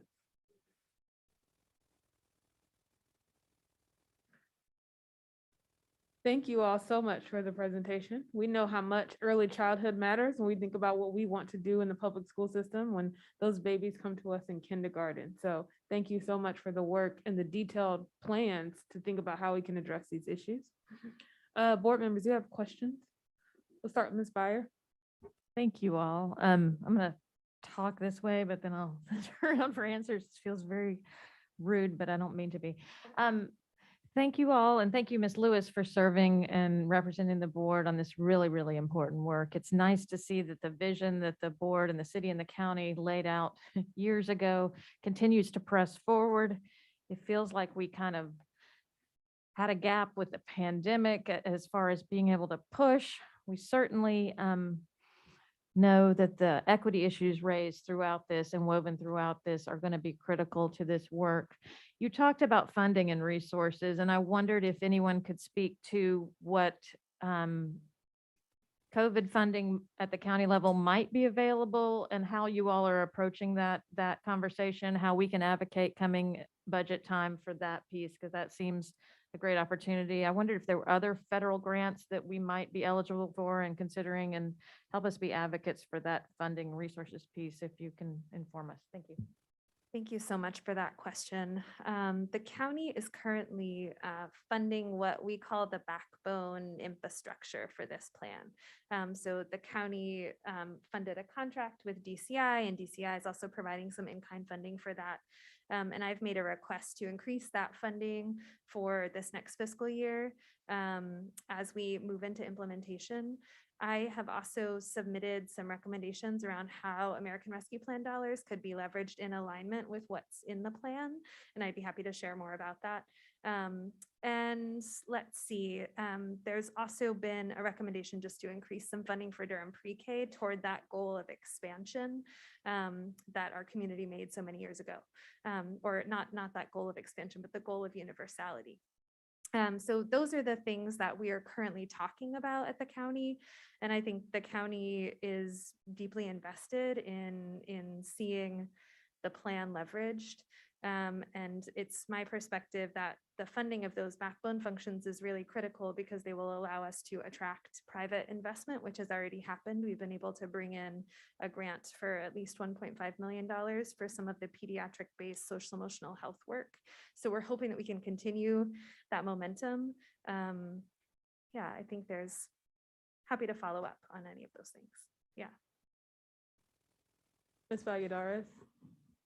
I have a lot of gratitude. I just want to thank board member Shavanya Lewis. And I do remember that call when you were like, do you know any parents? Do you know any? And we were talking about inclusiveness. And so definitely Humberto, so proud of you. He's very connected. And I know there's so many parents also parent leaders that are also learning about it. I see a lot of chats where it's like this information is being shared. So I can tell you that on the WhatsApp threads, this stuff is going out. Okay, so it's all coming, and so our parents are definitely very motivated. I do have a question in terms of scaling. So the early childhood action plan, a lot of Durham presence, but it's statewide, right? It's recommendations statewide, and I'm wondering about those partnerships because outside of Durham, we have many families, migrant families, seasonal workers, families of farm workers. We have all kinds of diverse communities, indigenous communities, First Nations, all these communities that also, have not been served. and share some of that same history of like, not getting resources and need all these things. So how are you looking to scale this? Just for all the state and what are some of those partnerships that may, I know this is like putting it on you, you're all doing great work. And it's like, I want to see this scaled out in such a way that will also, continue because this is very, very important work, setting our kids with a strong foundation. I'll start. I'll give you the easy answer, and then Kate's gonna come back and give you like the more comprehensive answer.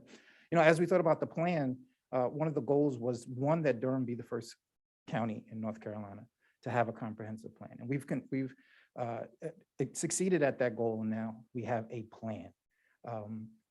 The next step is really the implementation phase, and really us being, I think, very intentional around, I think, effective implementation, intentional implementation of the plan. One of the, I think, ancillary goals, though, really was to create a model that other communities can take.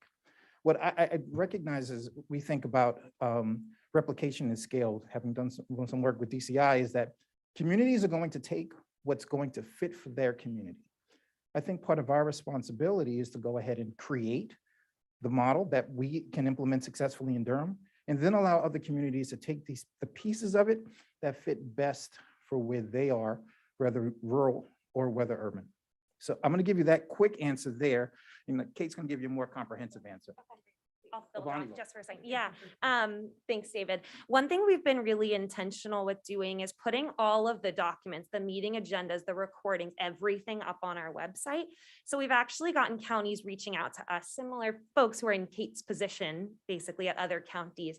So we've started to have those conversations, and we see that being an ongoing function of the backbone entity. It's kind of fielding those requests as they come in, but then proactively pushing out too. So Kate and I are presenting with the Durham Partnership for Children on the North Carolina Partnership for Children call in a few weeks, where we're sharing this out with all of the counties who have Smart Start networks within their counties. So there's a few ways we're thinking about it, but trying to make sure it's customizable, because the way that our collaboration is working in Durham, I mean, we didn't do it perfectly. We learned a lot along the way, iterated, we're shifting as we went, but trying to make sure there's kind of bite-sized pieces where people could do one part of the planning here or focus on just the maternal and child health, kind of take it for whatever makes sense for their context. Thanks. Ms. Lewis? So I just want to thank you for your presentation. First of all, it was amazing. It's one thing when you're in it, you can't see the forest for the trees, but to step back and hear it is truly amazing. This is one of the first committees that I sat on in my boardship, and you're thanking me, but I thank you.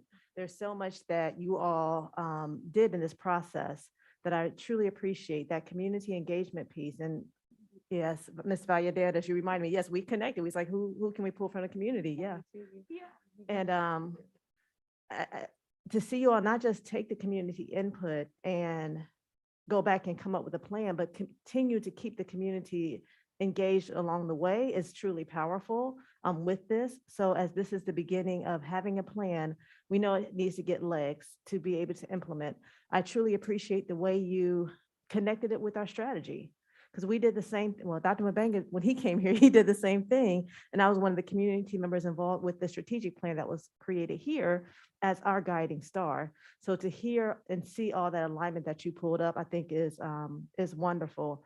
I'm happy to continue to advocate and support giving this project legs, and for us to consider how DPS can support any areas of implementation that they brought out in the recommendations. Thank you so much. Any additional comments, questions, board members? Mr. Raven. I want to thank our board member, Ms. Lewis, for her work on this. I also want to thank all of you all on this. When I'm looking at this, and it's truly a holistic approach, right? That's the one thing that I appreciate the most. And I just want to ask some questions, not because I am not in 100% support of this, but I sometimes try to think about what are some of the questions that people may have when they read this. So when you all were presenting, like number 3 dealt with the resource awareness and service navigation. And that stated having a few places in Durham where parents could go and learn about all of the early childhood services available in Durham for the young kids and families. So my first thought is how do we make this happen? Like, did you all foresee being able to use more than just schools, like libraries that are based all around Durham to facilitate something like that? So I'm seeing a head nod. So I'll say that's something that you all thought about. So thank you. And I have two other questions. One dealt with, you all made note, this was number 18, make sure that there are enough spots in Durham pre-K for all 4-year-olds with plans to include 3-year-olds.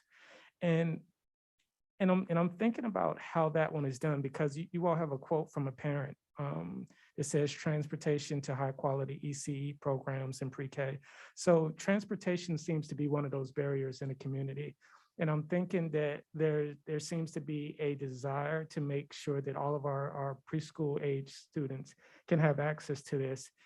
But transportation seems to be that barrier, because we as parents would have to provide that, or guardians would have to provide that. And where do we see, how do we see 3-year-olds fitting into that? Because I can imagine when I had a 3-year-old, there's no way I could see my 3-year-old on a bus by themselves. So, just kind of try to make that a more tangible idea of what's the vision of how we could actually support that, and how would that look? And then this is just my last question, and this one dealt with the inclusion for children with developmental delays and or disabilities. And this notes that it's to assess how well we include children with developmental delays and disabilities in early learning programs in Durham, and identify ways to create more inclusive early care and education.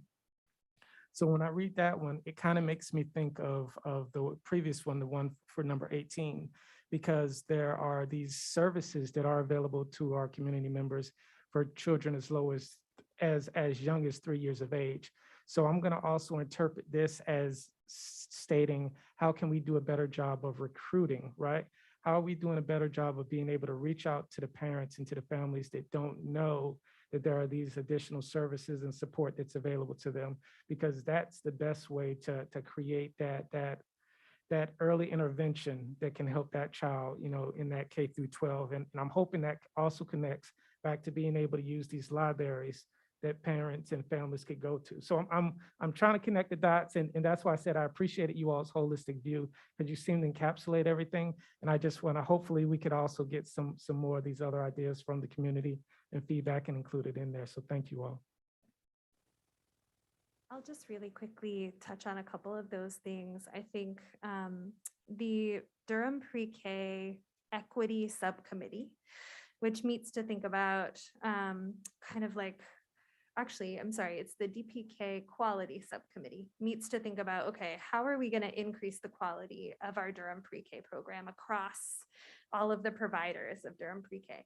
And last year, they made a focus on addressing equity issues and creating an equity plan, which I think you all may have, but I can make sure you get it. And transportation and wrap care are two of those major equity issues in terms of access to pre-K. And we are making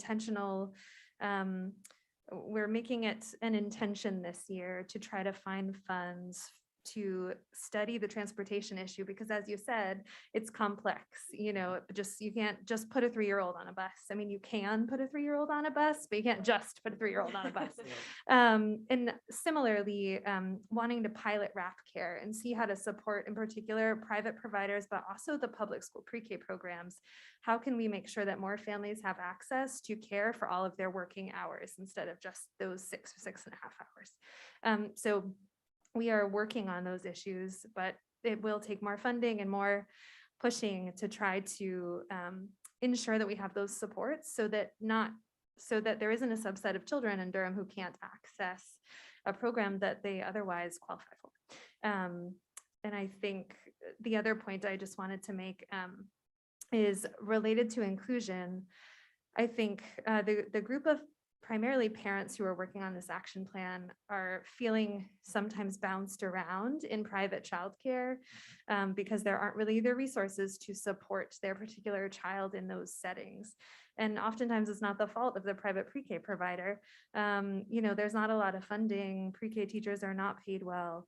Childcare teachers are not paid well. So there are a lot of different issues that contribute to this sort of lack of inclusion. And the EC pre-K at DPS is a huge resource, and the Office of Early Learning is a huge resource.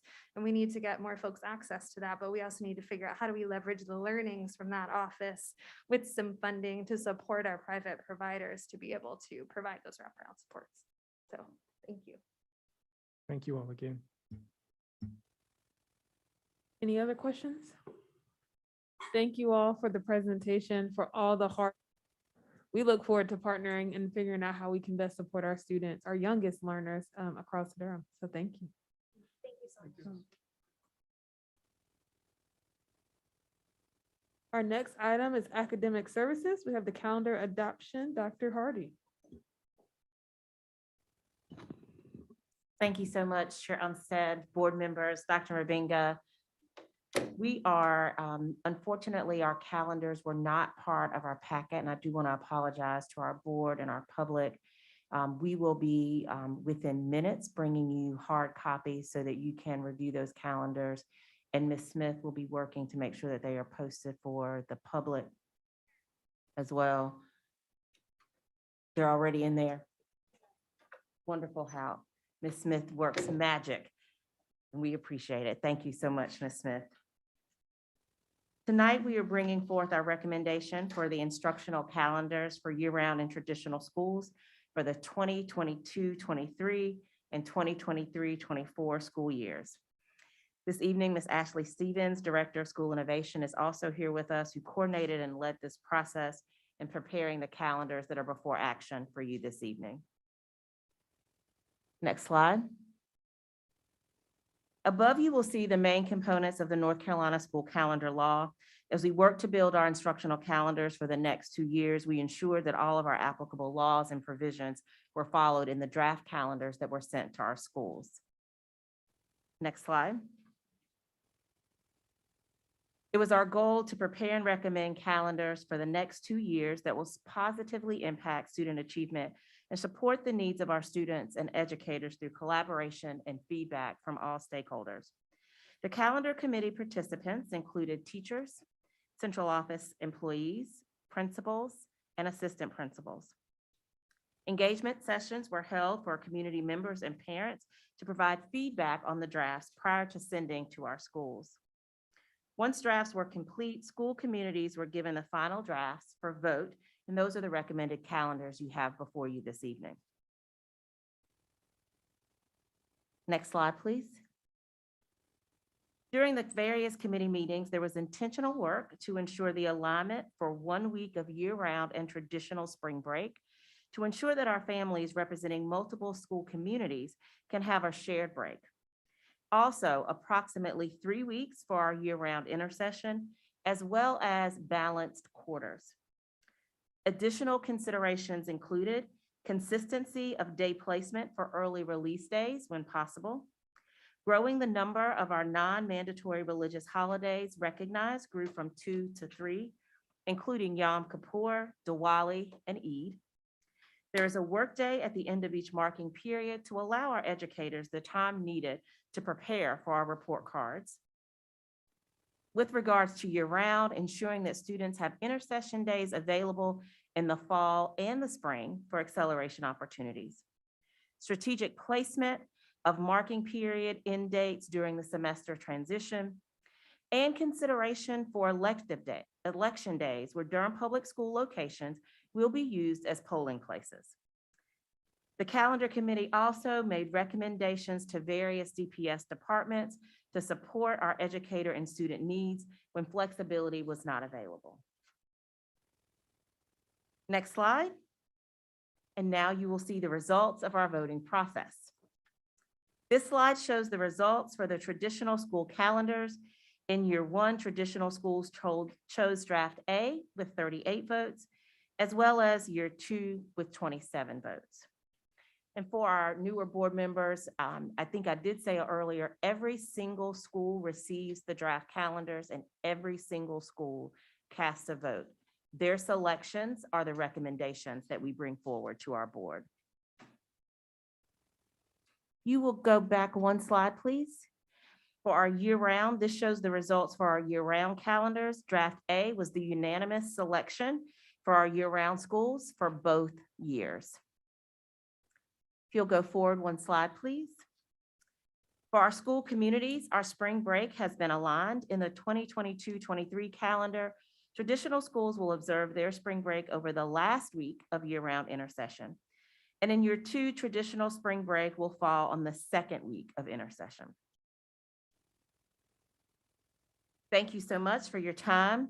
Just as a reminder, board members, this is before you this evening for action, which allows our families and schools to plan for the upcoming year. At this time, we will be open for any questions and discussion. Thank you, Dr. Hardy and Ms. Stevens for this work. Mr. Sears. So I wanted to thank the administration for working on the alignment piece between the two calendars. That seems to be where we get a lot of feedback from the community around, why didn't you think this through? I did just have a general observation in trying to do that work. Do we find that the traditional calendar has a little less flexibility trying to make that work, as I noticed that it looks like only spring break was a different week between options A and B for the traditional calendar. So that was just a question that came to mind. Ms. Stevens, do you want to speak to that? Yes, good evening. So it does limit a little bit of our flexibility. However, during our committee meetings, our teachers were very intentional at looking at how to best support some of the challenges we saw over the last 2 years, with our teachers feeling burnt out and needing more time. So the other dates that they really looked at and worked together to collaborate on when and where to place dates really fell where they wanted it to fall. So we saw some of the differences being with if spring break was earlier or later, how do we compensate that in the fall or the spring? And we just started to learn that there's still limits, the flexibilities we have, especially with some of the holidays that we have to observe.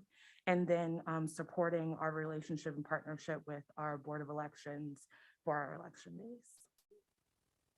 Thank you. Board members, is there any other questions? Mr. Lee? Yeah, have we done 2 years before? We have. So this is actually the second time. So pre-COVID, we actually adopted our 2-year calendars. Okay. And that actually came from a request from our teachers in the community in terms of planning, whether it's around spring break or holidays. We do also, if there are things that come up during that time, of course, we can bring that calendar back to you for any adjustments. At our last board meeting, we did have a calendar adjustment on consent due to the election days. So if there is something that occurs in that 2 years, we can bring that back to the board for approval. But this will be the second time that we brought to the board a 2-year calendar. I was just gonna say appreciation because we get a lot of emails about when's the calendars coming out. You know, we need to know, we need to plan. And so now this is cast out for 22, 23, and then 23, 24. And so now we have plenty to plan, you know, for those who are sending emails and questions on, you know, Facebook and everything like that. So I just wanted to appreciate that, giving parents opportunity to look far in advance for planning and so forth. Thank you.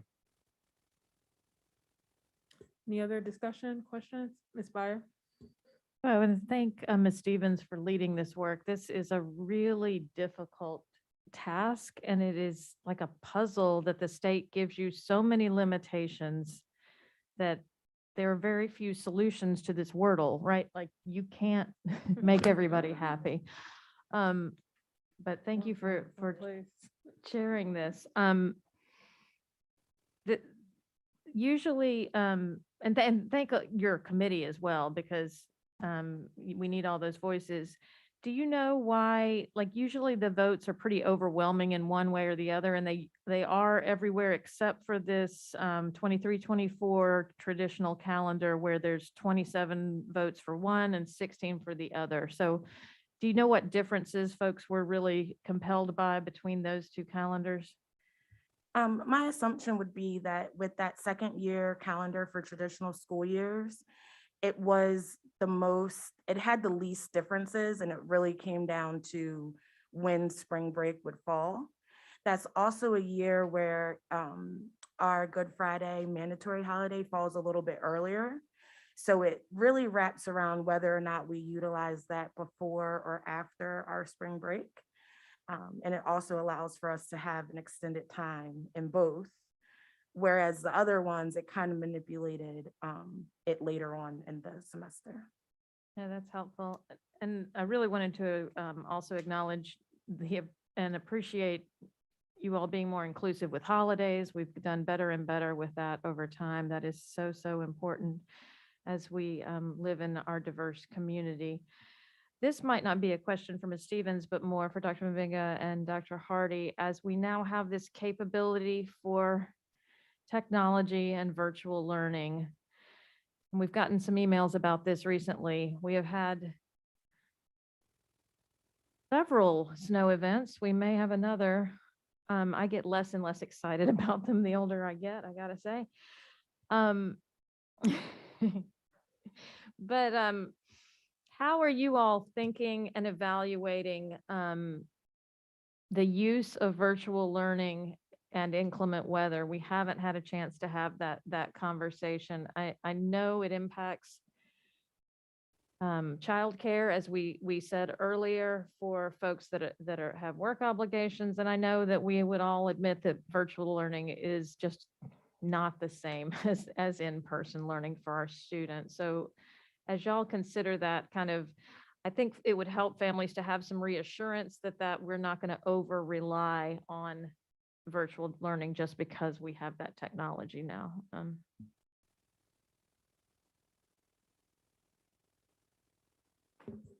Just agree with you, Ms. Byer. We all receive the same emails. I think when it comes to remote learning, we're still learning that process. There are some folks that they're really excited about those additional opportunities, and there are others really pretty much don't like it.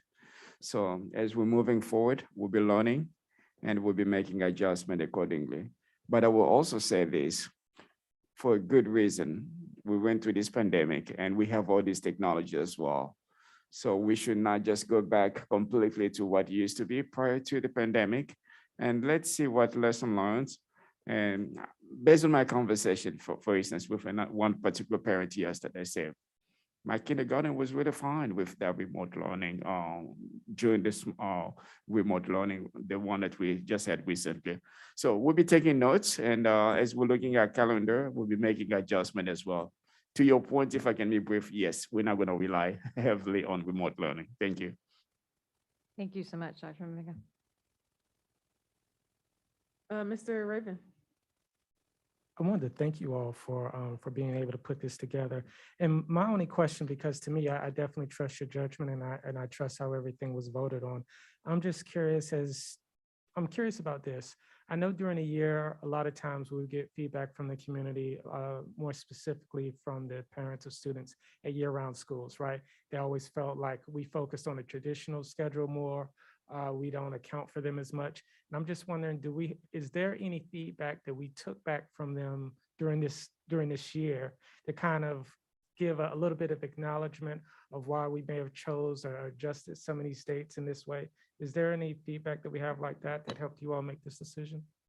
So a couple of things that we have improved over the time that I have been with DPS is making sure that those groups are separated. So we work with our year-round principals, our year-round teachers, and they vote on the year-round calendars so that we can really make sure that we're hearing what their needs are.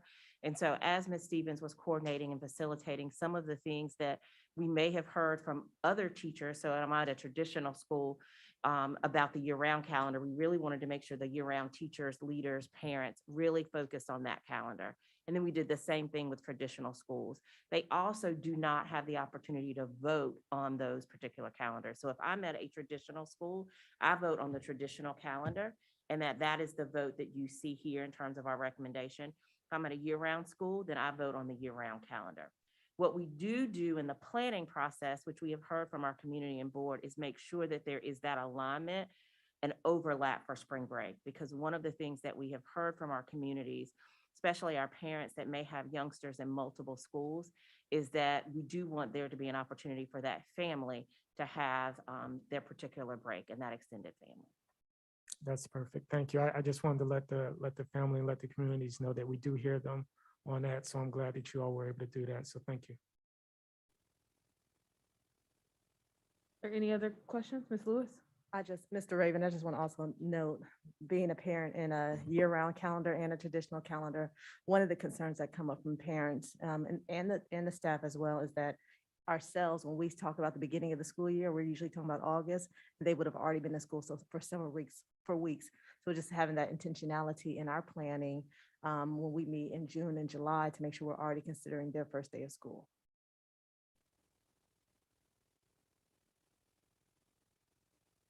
Thank you all. All of my comments were already said. Appreciate the inclusion of holidays and other celebrations and thinking about balance throughout the year.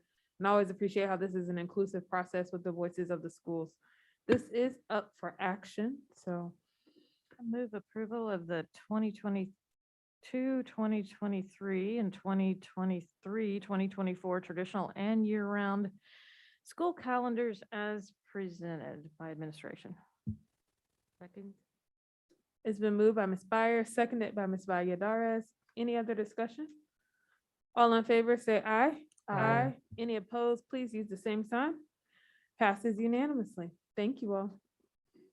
The next item on our agenda will be operational services. Dr. Monk. Thank you, and good evening, Board of Education and Dr. Mubanga. Tonight, we're going to be presenting to the board an update on our MWBE program, which stands for Minority Women in Business Enterprises. We're joined by Mr. Farad Ali of the National Economic Development Institute, also known as the Institute. He's going to share with you what we've been working on together as relates to our construction and maintenance projects, as well as some of the history of how we came to be with Durham Public Schools. So without further ado, I'll turn it over to Mr. Ali. Good evening, everyone. Thank you so much. I hope you can hear me through this mask. Great, thank you. Yeah. So we'll go through these slides. We have a number of slides. So I would like to thank Superintendent, all the board members for having us here today to kind of overview of what we've done in the past. We're blessed to work with the county to be able to provide support and assistance in their women's minority business enterprise programming. And so we just go to the next slide, please. And one to kind of make sure people understood what it meant to see. A lot of times people see MWBE, that means Minority Women Business Enterprises. Next, please. Also wanted to understand what does it mean to be able to do this procurement purchase to make sure that we know it's not just for construction but it also includes purchasing and procurement of all goods and services and business activities. Next slide, please. And this kind of drills down into why we're doing this. We think this is a great priority for the county, and they wanted to make sure they were good corporate citizens and helping the business processes and working, using their political influence to make sure they were making impact in providing equity and inclusion in the economic space. Next slide, please. When they talk around what groups are affected by the MWBE program, wanted to make sure it was clear that it was African-American, Hispanic American, Asian American, Native American, and women as it's being rated and judged. And then next slide, please. We talked around how we were going to do this through a disparity study that was done in 2016-15 by the county. They were doing around 6% utilization with MWBEs around the county that was being recorded. We were able to have the county approve a 25% aspirational goal, and those goals were to cover all goods and services, construction and all projects. We're excited about that. They adopted it. The county commissioners approved that unanimously. Next slide, please. And then one of the things that we talked about in that aspirational goal, that it was not just for the behavior of the procurement department, but everyone, because P cards are also included in this work. And so we spent some time making sure that we help people understand how they can procure MWBE certified businesses, and particularly that was through the North Carolina Department of Administration Historically Underutilized Business Department. Can you go to the next slide, please? And so this kind of gives you what their website looks like. Next slide, please. Next, in that box that you see there actually tells you what you would need to click to start getting to access to the historically utilized businesses. Next slide, please. And then you would go down to that far box down low to kind of do a vendor search for those businesses there. Next slide, please. And then you could be able to put in exactly what group of people you'd like to make sure you want to focus on, what county they were in, what's the NIC code, or what you were looking for. You're looking for a painter in Durham County, Raleigh, or surrounding areas to make sure you have access to that. So a lot of the people who are in procurement or buying services did not know about this website, or if they knew about it, may not have been utilizing it. So we wanted to make sure we trained them on how to utilize it to make sure they can have better impact, and they can include that in the bid packages. Next slide, please. And here you can kind of see the drop-down box. It would show you what the businesses were. It was just as an example to show you. Next slide, please. So here we come back to what the whole program is all about. MWE is everyone's responsibility.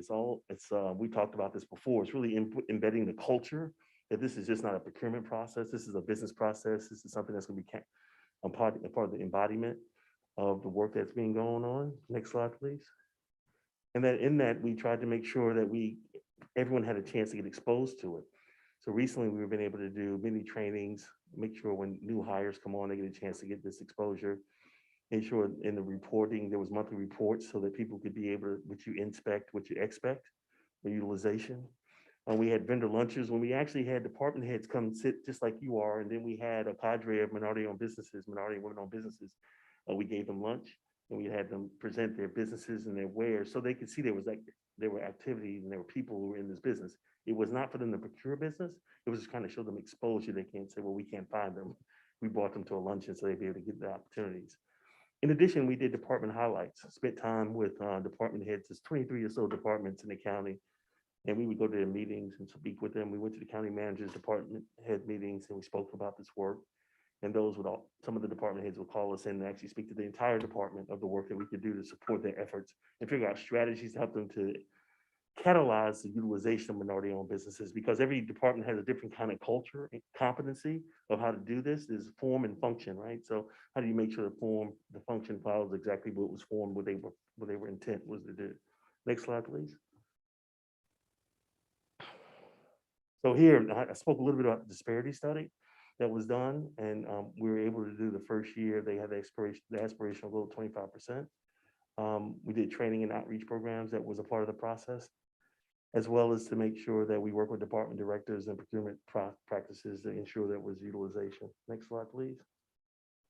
In that we were able to get through our disparity study, we used the content of the disparity study, as well as an additional statistical consultant to come up with break down all the different areas that were utilized in construction, architecture, services, and goods, and looked at those numbers. Dr. Monk, we spoke about how each category has its own aspirational goals. So we took a median availability of those to come up with a 25% utilization. This was the the predicate or the document that we used to ensure that we had a 25% aspirational goal with the county. Next slide, please. These are some of the things that we did to help in utilizing and influencing, helping people understand what's the industry, the utilization, the availability, some of the statistical analysis, and also making sure that we reached out and show people the availability of the minority and women-owned firms. Next slide, please. This is mainly the characteristics of judging our work. They have a performance by design. I can't remember the name of it, but something like that. Management by managed by y'all know what I'm talking about. Excuse me, it's late. I know, and y'all may be here a little bit later, so I appreciate that. So we made sure that we had some outputs that were associated directly with being able to measure the impact that we were making. So we created outreach program, participants at a training program, people that participants that obtained those as well, and a number of certifications. Next slide, please. over the 5-year period, this is how the results came for utilization. I wanted to make sure there was clarity and understanding. When you do the disparity study, the impact is to measure the utilization of minority and women-owned firms. So the things that we were doing were tactical things around getting people together, doing the trainings, doing those things that we told you that we're doing. Those are just activities to increase the utilization. This is the outcome that's measured and matters that comes out in the disparity study. So 2015, they were doing 6%, 16 was 25%. We indicate they had a lot of construction projects. That's important to know at the time, building the administrative building and some other buildings. 2017, 18, we knew the numbers would go down because there was less spending, but we started working on the cultural inside and developed an internal advisory committee, an external advisory committee. 2018, 19, we created an internal minority business advisory committee. And then 2019, 20. So these are the actual utilization of numbers. I would like to note that the 6% was what was happening in advance. And the state, without a disparity study, requires that you have aspirational goals of utilization of 10%. So we exceeded those numbers over those years. Next slide, please. So this is why this became very important looking at DPS. You have over $700 million in projects over the next 10 years. And I'm not sure that you do have a commitment by the state construction to use 10% with utilization with minority and women-owned firms in your construction and your building services, facility management, maintenance. That can make a huge impact in the city of Durham, county of Durham. So we were trying to highlight that, what the future would hold. Next slide, please. Dr. Monk asked us to come up with a recommendation in the short work. So we've been working with you all since August, and we're only 4 months in. So we've done a lot of presentations, not actually a whole lot of policy implementation yet, but we were talking about how we can develop, execute, engage, and support the work. Recognizing that we can help create ideas around how you can set policy, and then really talk about execution and working with you. How do you make sure you engage not just the leaders that are sitting here on this board, but make sure your staff and other third-party participants. And then you support by making sure you have oversight and continue to support the outcome that you're trying to get to. Next slide, please. So the key measurement and performance and outcomes. We spoke about some of them, but I wanted to show here. So the goals, these were the goals that we set. Next slide. You see here that we exceeded those goals and working with working with people throughout this whole process. Particularly during COVID was really challenging because we had to then change the way you do business. It was difficult for the county. It was difficult for the MWBEs. It was difficult for communication processes. And we know this is a business where you have to be able to communicate with people to get them to actively get into the utilization of businesses. Next slide, please. These are some of the training activities that we've done over the past. You've got those in your package. Next slide, please. And then we talk about disaggregating the data for utilization. It was asked that we measure the utilization for each disparate group. And so we thought that was very important to give back to the county. Nothing that we could demand or command, but just so that people could just be made aware of how many people were being utilized and help us focus our intentionality on reaching out to groups that may not have been able to participate in a while, so you get a chance to see that. So over the years, you just go through the slides. This was kind of the impact of utilization, 25% utilization on total spend. That did not just include construction, but include all procurement services. You can see most of those are women, typically white women, Black Americans, Hispanic, Asian, and Native Americans, and those are the percentages. The next year, next slide, please. You can see that we had a 16%, and we increased some of the disparity utilization for some of the smaller companies that were Native American, Asian, and Hispanic. Next slide, please. And then we start seeing the portion of utilization begins to be wider in these same groups that we were talking about. And so there's more shared prosperity in this work. Next slide, please. And this is a 2020 example of where we ended up, number of spend and the utilization of the different variety of groups that we, over the period of time. This is for information purposes. This is not for us to mandate. We were just showing how now that the equality is more spread out throughout the county's work. Are there any questions? Next slide, please. Thank you all for the presentation. Board members, question.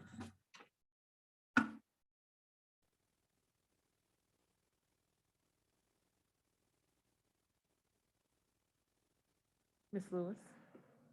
I don't have a particular question, but just want to thank you for the presentation. You're welcome. It's really good to see, the collaboration from the Board of County Commissioners offering the services to meet twice a month with our operations team Yes. and discuss MWBE with their current construction projects.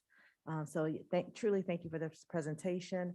I'd look forward to our joint meeting with the county commissioners where we actually began discussions with them around our doing a disparity study and whether or not they'll be including the Board of Education in that as well. So looking forward to hearing if we will be in their disparity study that they're moving forward with right now, or if we wouldn't have to do it on our own, because I think, just looking at our policy, our board policy, we want to make sure that we are also within the guidelines and have a baseline to set, not just for construction, but for all of our purchases. So thank you for this presentation. You definitely can see the fruits of your labor, and it's important for us to be on that same page. So thank you. Thank you so much. I appreciate that.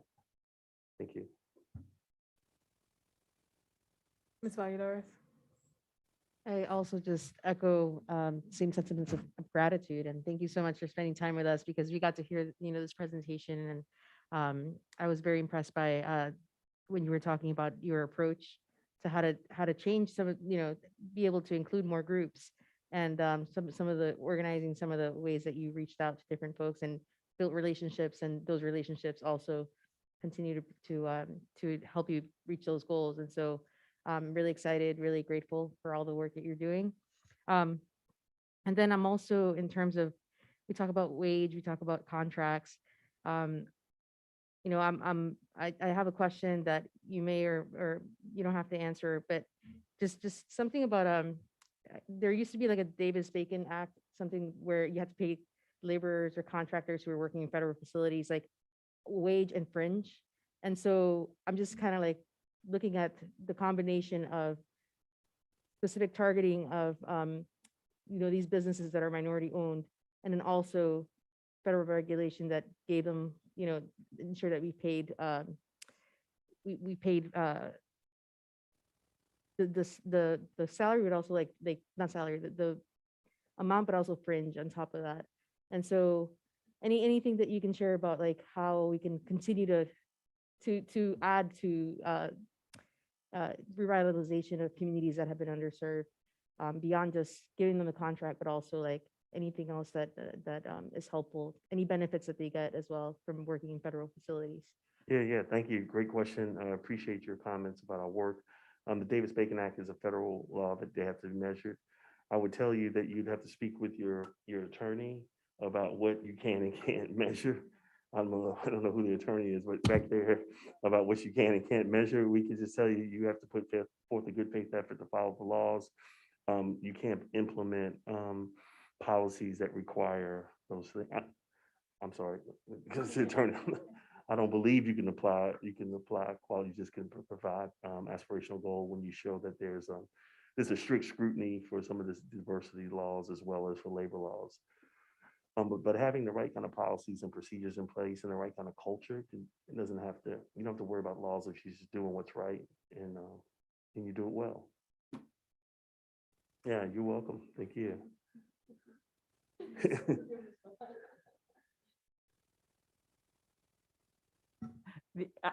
What I would say is good intentions aren't always in compliance with the laws. But I do, if there's any specific questions you'd like me to address, I'd be happy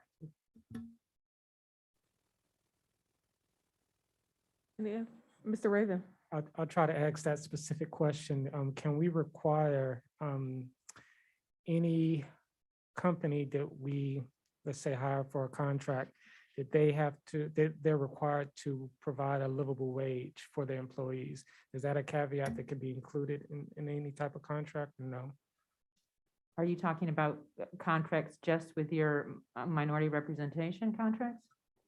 I would with all just speak contracts? just broadly, yes. That's something that we could discuss as and explore as to whether that's something that you can explore. I think it might be challenging as you seek RFPs for various services. So I think that's something we might want to talk about it further detail. Thank you. I think when we've talked about that in the past, that we do that in a lot of our contracts already, but it's that we pay more through that contract vehicle. Is that how my veteran colleagues are remembering that and understanding that? So right. So.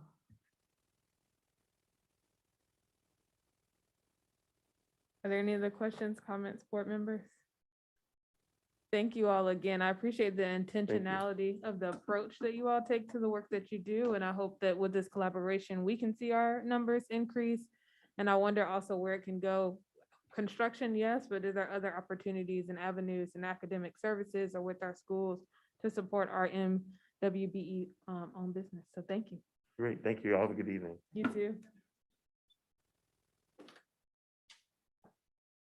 Board members, that brings us to the almost to the end of our agenda. We have closed session and I'll take a motion. I move we go into closed session for the reasons stated on the agenda. Second. It's been moved by Mr. Lee, seconded by Ms. Byer. Any other discussion? All in favor, say aye. Aye. Any opposed, please use the same sign. Passes unanimously. We are now moved into closed session. Thank you.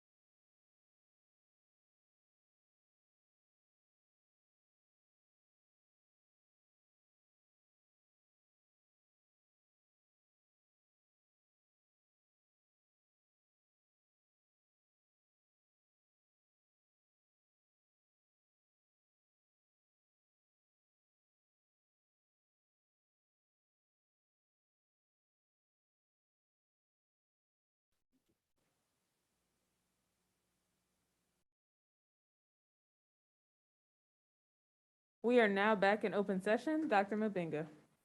Thank you, Madam Board, Chair. I'm here to seek your approval for the personnel report as discussed at the closed session. Move approval of the personnel report dated January 27th, 2022. Second. Been moved by Mr. Lee, seconded by Mr. Raven. Any discussion? All in favor, say aye. Aye. Any opposed, please use the same sign. It passes unanimously. And with that, we are adjourned.